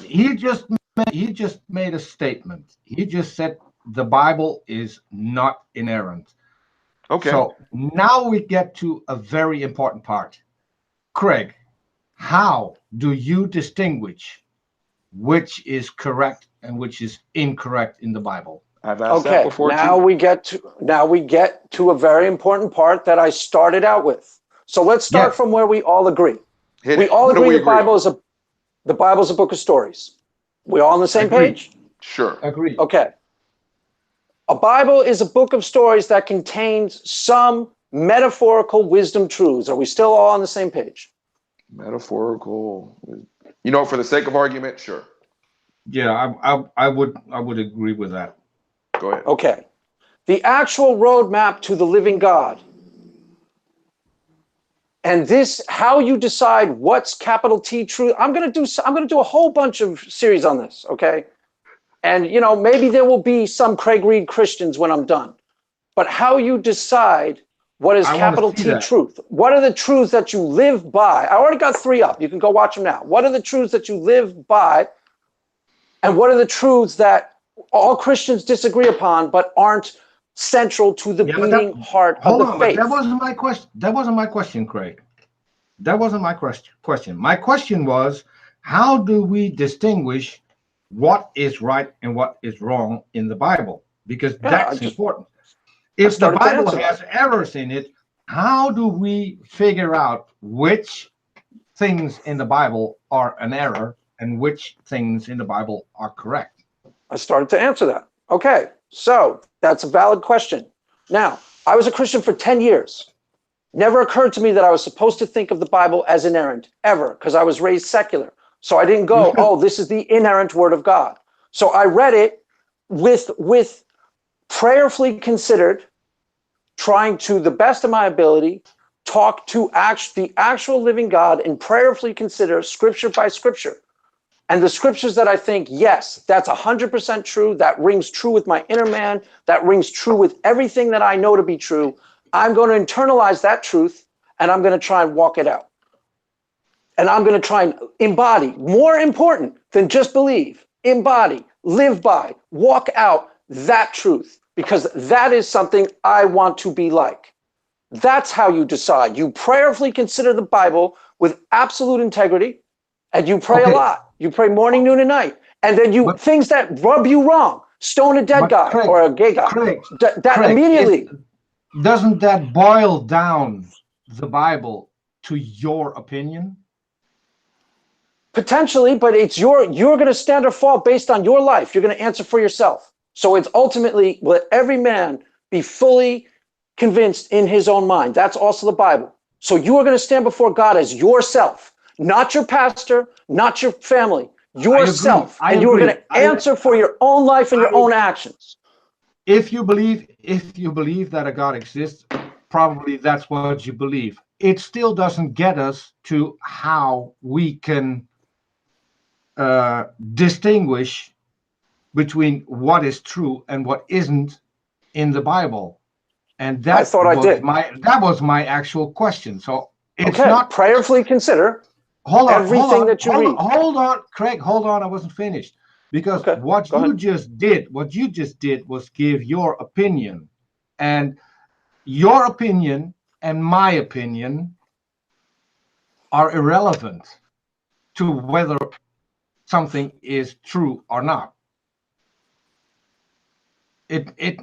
Truth isn't a matter of opinion. So how do we figure out? Name me one thing in the Bible that you found is incorrect, and tell me how you found it was incorrect. And I'm not talking about simple. No, it's not. Yes, it is. But I already did. I already did. I said. Hold on. You said the Bible contains errors, didn't you? I said potentially, sure. Okay. I never considered the Bible an error. How do we figure out which is an error and which isn't? I thought I just answered that. Reed, did I just answer that? You prayerfully consider every single. I asked Reed. This answer makes sense to me. Why doesn't it make sense to you? You prayerfully consider. That only gets you to your opinion. We need a method that we can both use and come to the same conclusion. Because if I read the Bible, I come to different conclusions than you do. So you're telling me on the one hand, rigid dogmatic Christianity is wrong, but you want a rigid dogmatic. Hold on, Craig. I wasn't finished. No human opinion whatsoever. Our methods are getting us to an opinion, but an opinion doesn't matter. We need to know whether or not it's true or not. You shall know them by their fruits. You shall know them by their fruits. Craig. 3 years from now, you turn around and you see. By that rule alone, then I am the perfect Christian. Okay, great. I agree. You're a very good Christian. If I may. By that full of love and good fruits, you do nothing but benevolence. Because I can tell you, I'm a better Christian, for instance, than S.J. Thomason is. Okay, that was weird, cheap shot, but okay. It's not a weird cheap shot, because I don't go around spreading lies about people being called out live and won't retract them. I'm a better Christian than she is. And I can know any lies that she spread. I can prove that with a video on this channel. She has. I can prove that with a video on this channel. Craig. That she's spreading lies. Yeah, okay. So let me try and interject some. So when we say like truth and stuff like that, when you start in quoting the Bible and telling us you shall know them by their fruits and all that other stuff, and like I said 50 some odd minutes ago, just giving us great quotes doesn't mean much to us. Science is science not because it's a science book, because it can be tested. And I used this example during our last coffee talk. The boiling point of water is the boiling point of water, not because it's in a book, is because you can test it anywhere, in any lab, on your stove, on my stove, on Peter's stove, and we will get similar results. And so when we ask kind of for this hardcore proof, and again, you go to great quotes and be nice to your wife and know them by their fruits and all this other stuff, those are just really great quotes. And like I said earlier, that's just really great advice. That's not that home run hitter that we're looking for. You see what I'm saying? I hear you up to a point. But what are you missing? Because maybe I can fill in some blanks.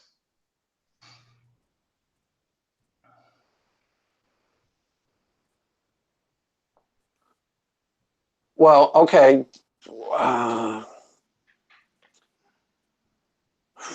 Like, so you see what I'm saying with the science book, right? You see what I'm saying with the science book and math books. Kind of. Yeah. Okay. Then let me make it clear. 2 plus 2 is 4. Isn't 2 plus 2 is 4 because you see it in a second grade math book? Because we can define and demonstrate 2 plus 2 is 4, and you don't need hermeneutics. You don't need Christian apologists to spin it and and do all this other stuff. Math is math, science is science, truth is truth because it's demonstrable. And I think the whole time we've been asking about what do you believe and why, and man, I won't deny it. You've been giving us some great quotes. You've been giving us great advice. I think the only thing that we're missing is the why and how that ties into there's a God. Right? There's nothing that you can say that my Hindu friend can't. And it all comes down to a faith claim. And I want to know why it is I should believe Craig Reed and not my Hindu friend. Okay. The fact that there are some things in, for example, a Hindu text or a Tao Te Ching is why I started to become, long before I became a Christian, intellectually convinced that there was a God. Because I would go into a text like a Tao Te Ching or read something from Shakespeare or a great poem, and I'd see something that struck me as profoundly wise or true, metaphorical truth. Now, there are tons of those in the Bible, and I'm starting to explain these in my videos. And once I get this up and running, I'll come back and I'll present this clearly. But that starts to speak to me about the reality. Okay, and it goes back to the fundamental question. How did a group of ignorant goat herders, pre-scientific Bronze Age people, get any insights whatsoever into any truth? Now, you said my truths are okay, they're slogans. I think they're deeper than that. And I think my truths are the actual beating heart of Christianity that you can build your house on. And Jesus said, if you build your house on a rock, he said, the gates of hell will not prevail against you. That's when you have the actual truth of Scripture. My words are spirit and they are life inside of you. Go ahead. I have an answer to that. First of all, I want to read out the comment of the night, as far as I'm concerned, and that comes from Bionic Dance. Oh, wisdom. Bionic Dance! I like Bionic Dance. Wisdom. Do or do not. There is no try. Obviously, Yoda is God. So, Bionic Dance. Yoda is insight into God. All literature. No one will talk. All literature. Will talk that tonight. That's pretty good, Bionic Dance. I give her that.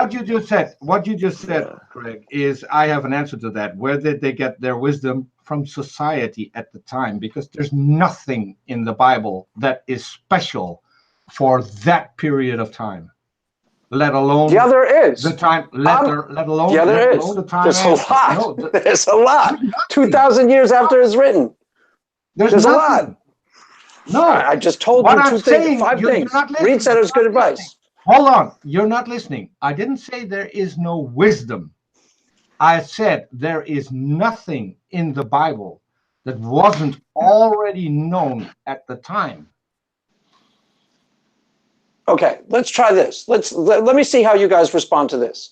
In the Sam Harris, prove this. And you don't let me talk. And you don't let me talk. You don't let me talk. You don't let me talk. No, just one thing. You can go on. You just cut me off. Yes, but keep in mind, I can prove this to your satisfaction. Now you can go on and answer. Okay, thanks. Let me see how you guys deal with this.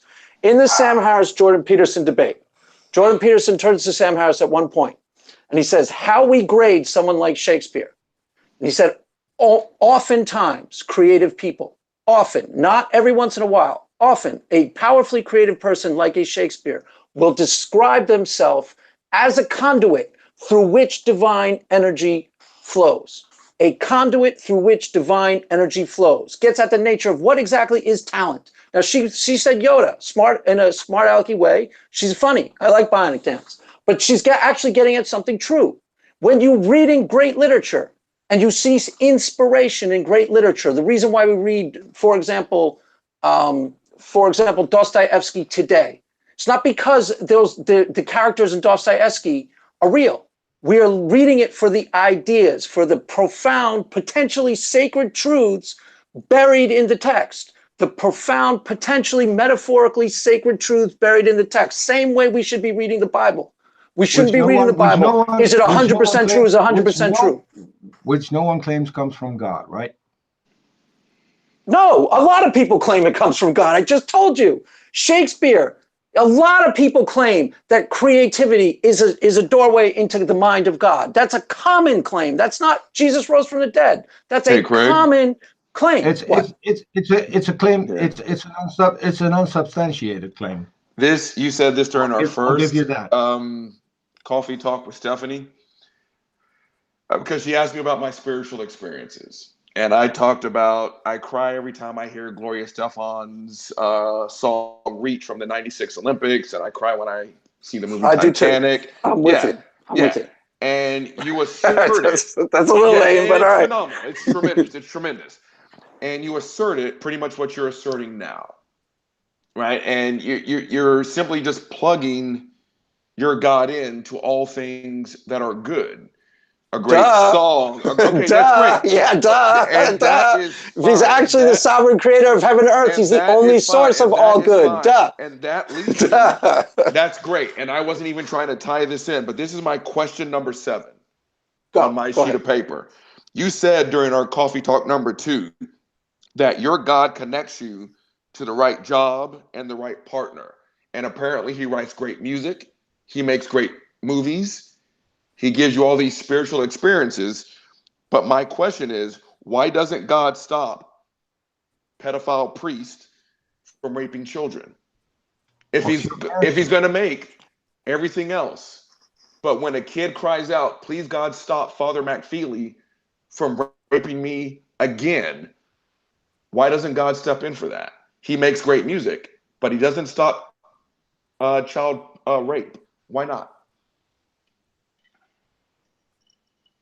Because, I mean, I can give you a potentially answer. I'm not sure you're going to be satisfied with it. I don't care. I just want to hear it. Okay. Sorry about that. God spoke. If the God I am positing exists, then he is the sole source of all inspiration, all good, every good thing you've ever done, seen, tasted, smelled, all music. Said that? Yeah, the only source. Yep, you said that. Go ahead. And according to the Bible, God is incapable of evil, incapable of sinning at all. And according to actual theology, God is in essence good, incapable of evil, no darkness in him. He is pure light, pure benevolence. Now, it's entirely possible, and I'm not saying you're going to be satisfied with this, but this is a potentially really good answer. Just hit me. That to interfere is not actually good. To because God is so awesomely powerful. Think of it this way. Were you in favor of the Iraq war? Were you in favor of us invading Iraq? Yeah. Probably not. Keep going. Okay. Well, why is that potentially wrong? Because we're a powerful and mighty nation, and that's a weak nation. To violate the sovereignty of a weaker being is wrong by definition, forever and always. To violate the sovereignty of a weaker being doing evil, if God stops evil in, Peter, where does he, when there's all these things that are evil in the sight of God, where does God stop? Where do we have any freedom at all? You smoke a cigarette, God stops you. He's going to say exactly what I'm going to say. Go ahead, Peter. You're going to say exactly what I'm going to say because I already wrote it down.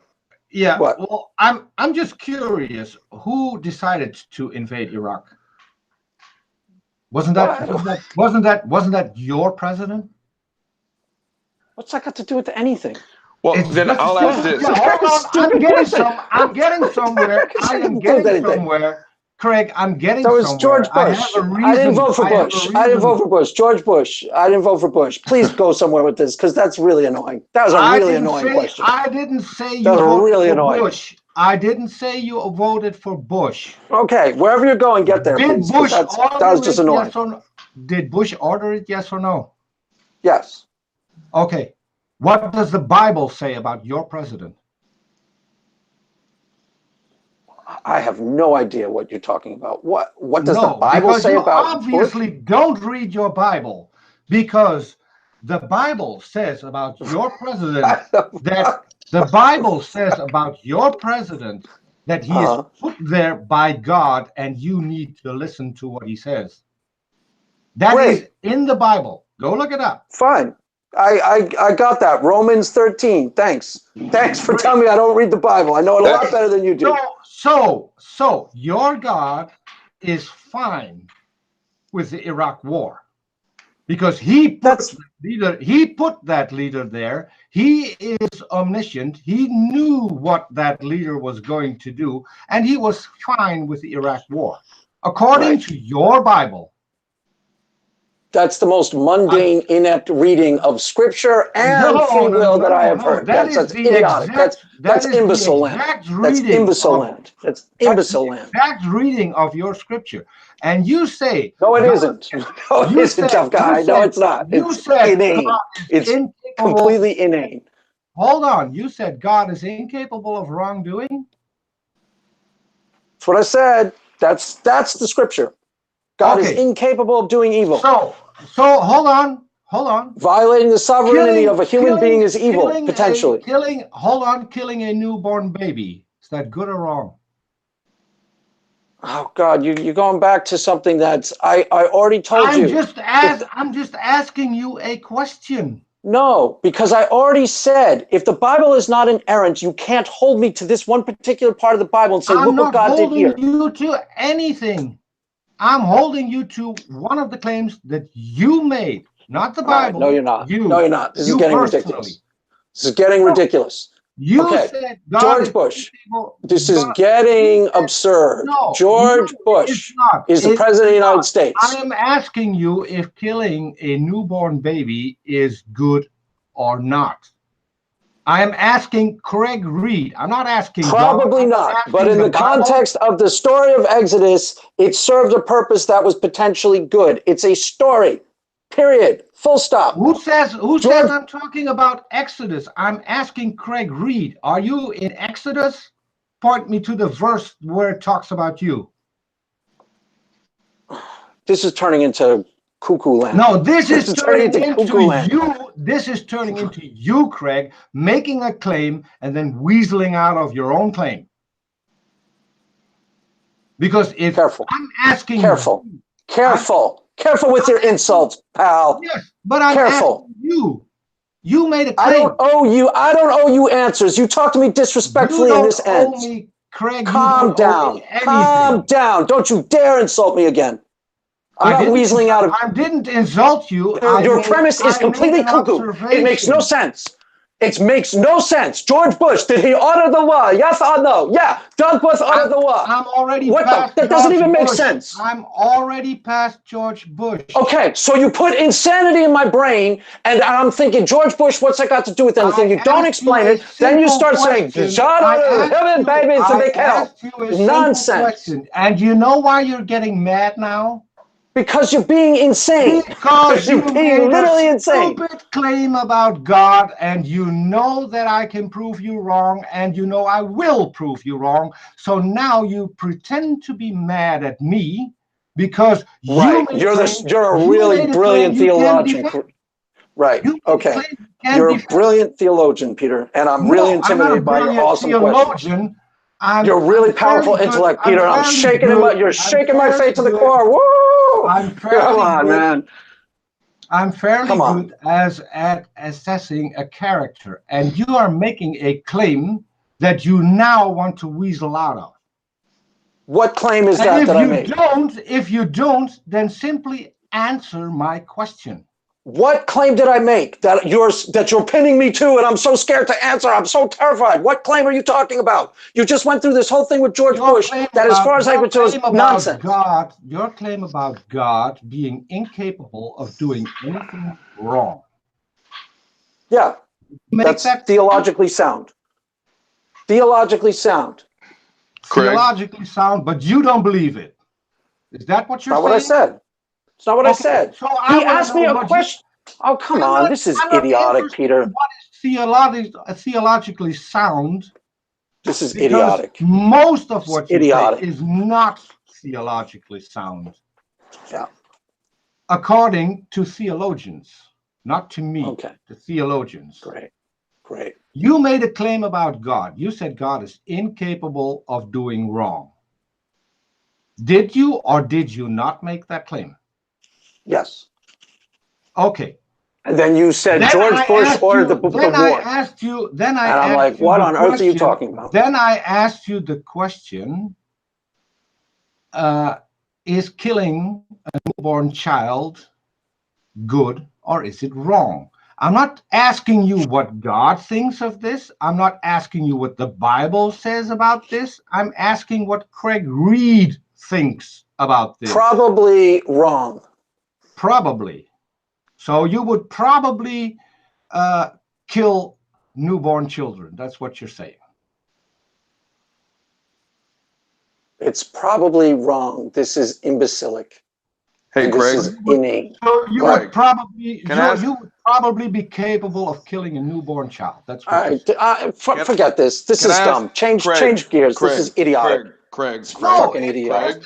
It's just asking your opinion. Cut it out. I'm done with this. I'm done with this. This is crap. This is crap. Stop now. I'm not going any further with this. Crap. If you say probably, we're done with this. We're done with this particular line of argument. We're done. Period. Craig, not answering anymore. You're asking me in bad faith with cuckoo clock logic. Insane premises. George Bush ordered the war in Iraq. That's your president. Guys, tell him to calm down and be normal. Can we stop? And I will. For 2 seconds, Craig. Hold on. My original question. Which I was trying to answer. Just hold on. I'll hold on, but I'm starting to get really pissed. I'm starting to get really pissed. Because that was just not cool. Not cool at all. Don't, because nothing. Because you're making cuckoo clock premises and you're not arguing in good faith and you don't really care about the truth. Craig, that's why. That's why. You for the first time, and I really didn't want to do this. This is our show. We make the rules. So we also decide what topic we're talking about and what topic we're not talking about. That's just a simple rule that you accept when you come on our show. I'm asking you a simple question. I wasn't trying to force you into a corner. I told you that I would prove you wrong on the claim you just made. I can prove you wrong on 2 claims you just made. One is that whatever is in the Bible was already known at the time, and I can prove that. And the second one I can prove is that your God is absolutely capable of doing wrong. Those are two claims I can prove wrong. Do you want me to prove them wrong, Craig? Or do you want to retract both claims? You're unmuted. I thought I was muted. Am I muted? No, not anymore. Go ahead. You are not arguing in good faith anymore. You are simply trying to back me in a corner, and both the things you said are ridiculous. This is no longer fun. This was fun for a while, and now it's becoming Peter acting Peter-ish, bullying obnoxious Peter. Bullying obnoxious Peter. Bullying obnoxious Peter. Now we finally get to the part. You were cool for a while, now you're being a jerk. Period. You're being a dick, Peter. You're being a dick to me. Stop talking over. No, you're being evil. And I don't like it. I don't like how you're treating me anymore. Evil, I'm muting you again. You made two claims, and I'll keep you on mute until I have proven to your satisfaction that you are wrong about those claims. The fact that the things that the Bible states were already known before the Bible was even written is very simply proven by the fact that there's such a thing as Judaism, where your Bible came from. The entire Old Testament comes from Judaism. So everything in your Bible predates Christianity, period. That's a simple thing that you could have known. The second thing of your God not being capable of doing evil, I can prove that wrong as well with your Bible to your satisfaction. God supposedly killed numerous newborn babies in the Bible. So God is very much capable of doing wrong. And the fact that you are struggling to let me say this is because you already know that I'm correct. And it's not about trying to pin you down in a corner. I'm just pointing out that the claims that you have made are incorrect. That doesn't make you a bad person. The fact that you would agree with me on both of these would make you a better person than your God is. Now you can talk again. Okay. For most of this conversation, you've been cool and reasonable. The premise how you just started was not... I'm still cool and reasonable, Craig. No, you're starting to be really annoying. You're starting to be really annoying. Yes, but you're starting to be really annoying. And I couldn't. You are the one who is getting annoyed, and we should try and prevent that. If I say something that you don't agree with, just tell me, and we can talk about it.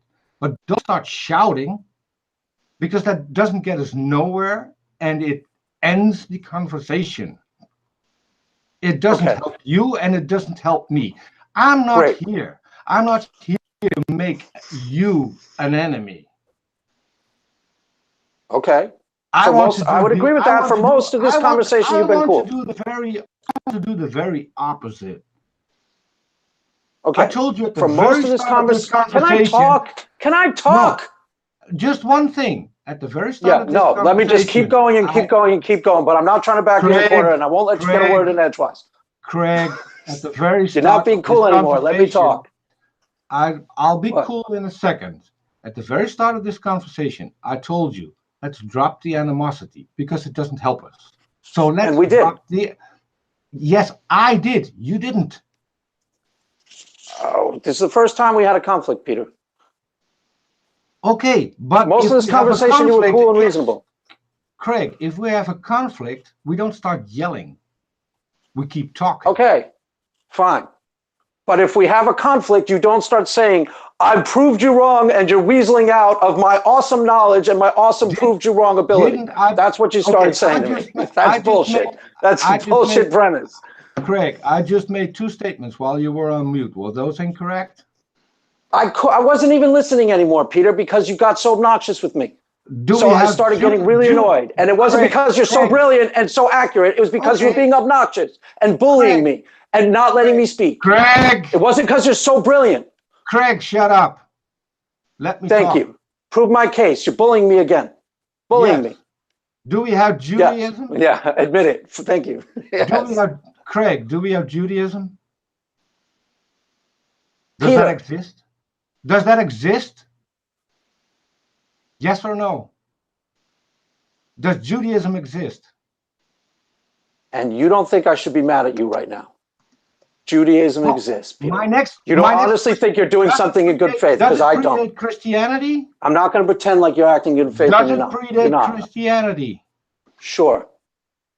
So this isn't good faith. So everything in the Bible was already known because there already was such a thing as the Torah. Great. I'm really afraid of these points.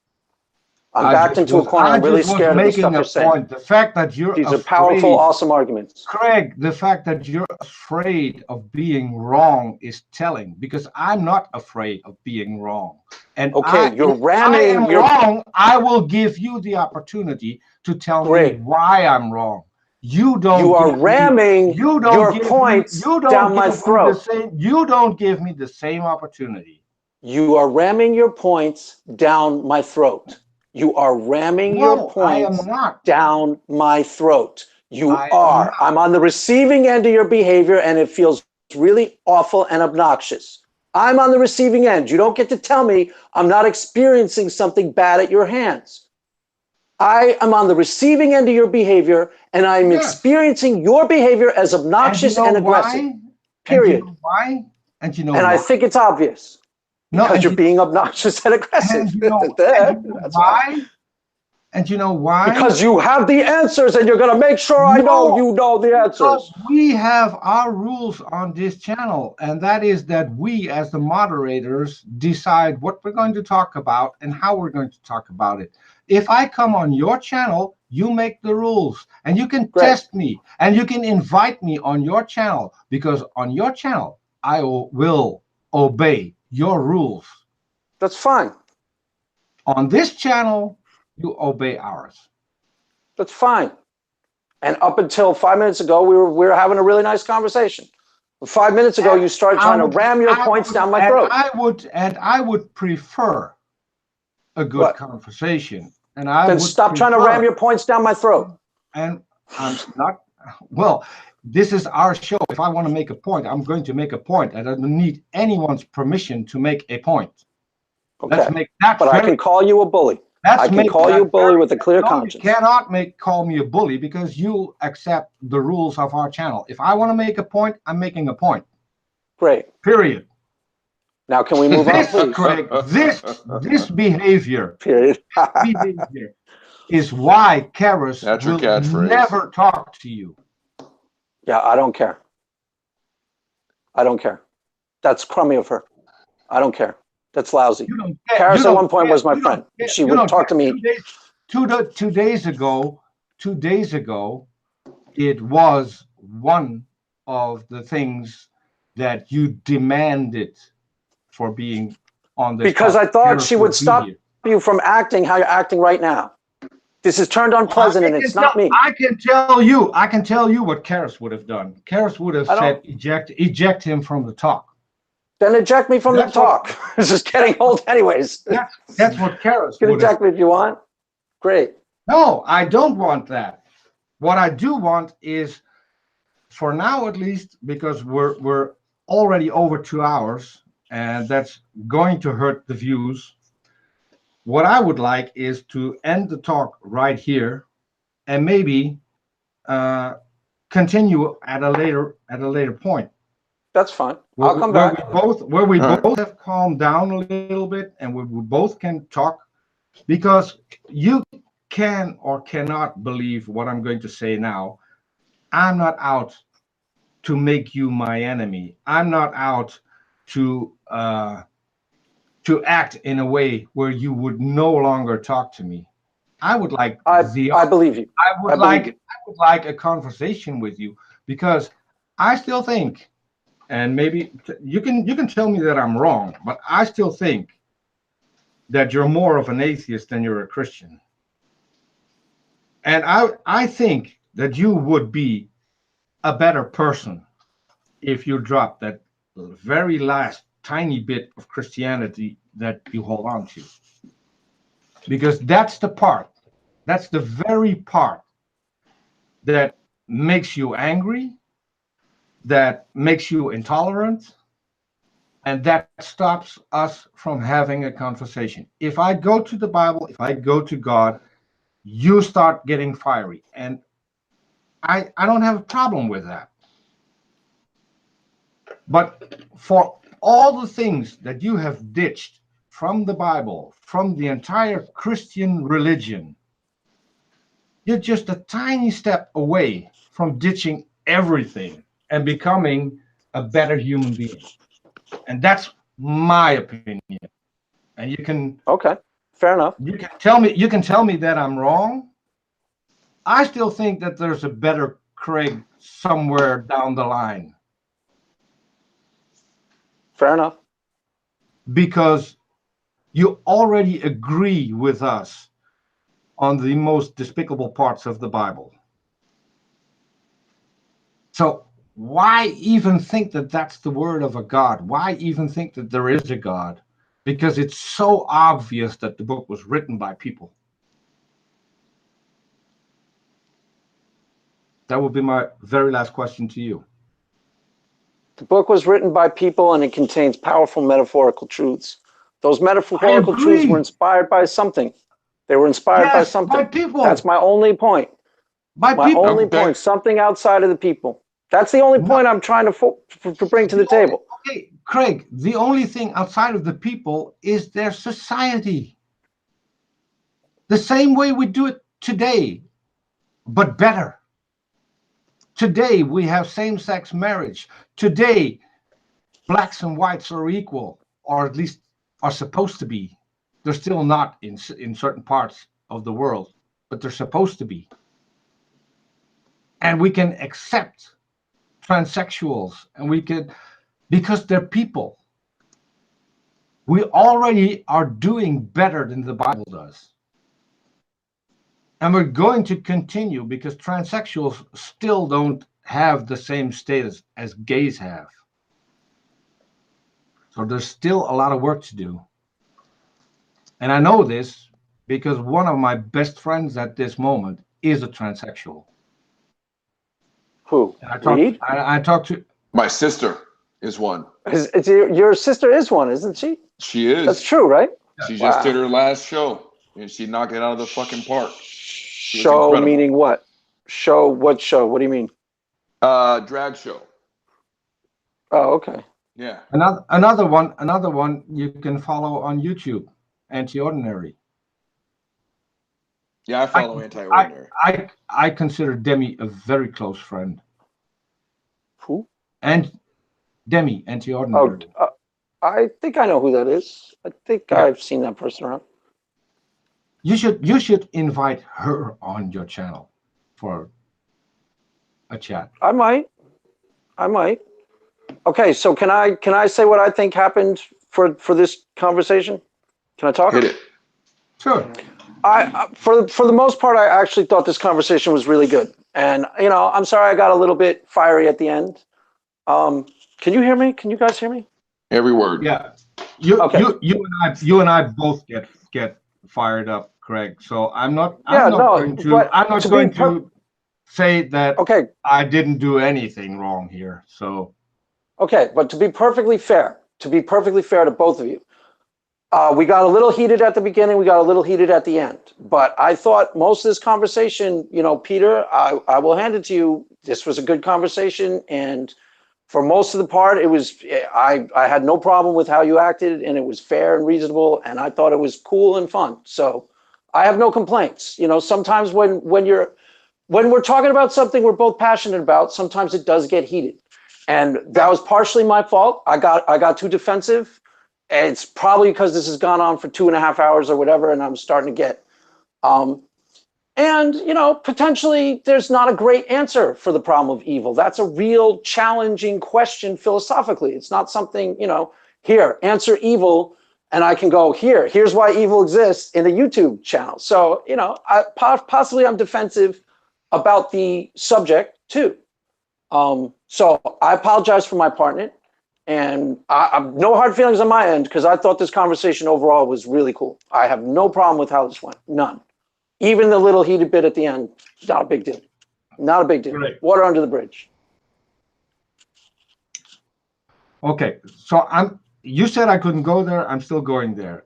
The first talk we had, and I put that in the description,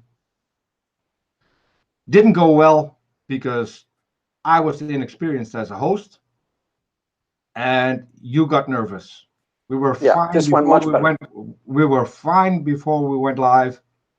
We were fine after we went off air. So yeah. I'm at least glad that we're fine right now. And yeah, no complaints. I don't know what Robert thinks. I don't know what Robert thinks, but I would really like to continue this conversation at a later time. Yeah, you got to give me like a month or so, because the stuff that we're talking about, I'm going to be putting videos out about, and not everything that I've been bringing up today is fully fleshed out. So that's why I was like, you know, there's a whole bunch of stuff that I'm working on that I'll have videos for, and we can discuss it as it comes up. So, but yeah, I would be happy to come back. Let's I have make no a deal. complaints about the show. Let's make a deal. Let's make a deal. Ah, damn! I need to read out this one. Jen was one in. Next time, Peter should poke the bear with a Snickers. Thanks. Am I the bear? I'm the bear. I'm not the bear, Jen. I'm usually the guy who pokes the bear on different shows, so that's a reference towards me. Oh, okay. I'm the bear. Actually, maybe I want to be I'm the bear. I've got Craig. I've got a suggestion. What's that? We're gonna give it a month. Yes. When we come back, you're going to provide me links to all the videos that you've made, so I can include that in the next talk in the description. How's that? Awesome. Perfect. Awesome. Okay. So, people are asking what your YouTube channel is. Craig Reed at the. Yeah. Do you have your URL claimed already? It's Craig Reed at the Christian Response. That's the name of it. It should be easy to find.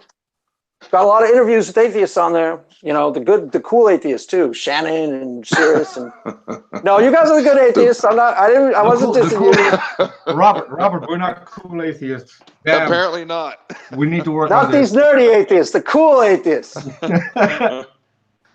Okay, so I'll link in the description later to your channel, so people awesome. Thank you. Can go there and watch the videos. I completely forgot, so it's not in there already. I usually do that. I'll also link to your Twitter account.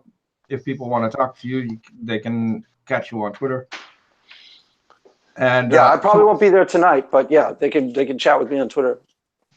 Okay, so let's end it on this. At least we can end it on a where we're cool with each other. Not necessarily cool atheists, but we're cool. I would hope so. I would hope so. Craig, I'm going to tease you with this for the next month, that I'm not a cool atheist. That's fine. You can do that.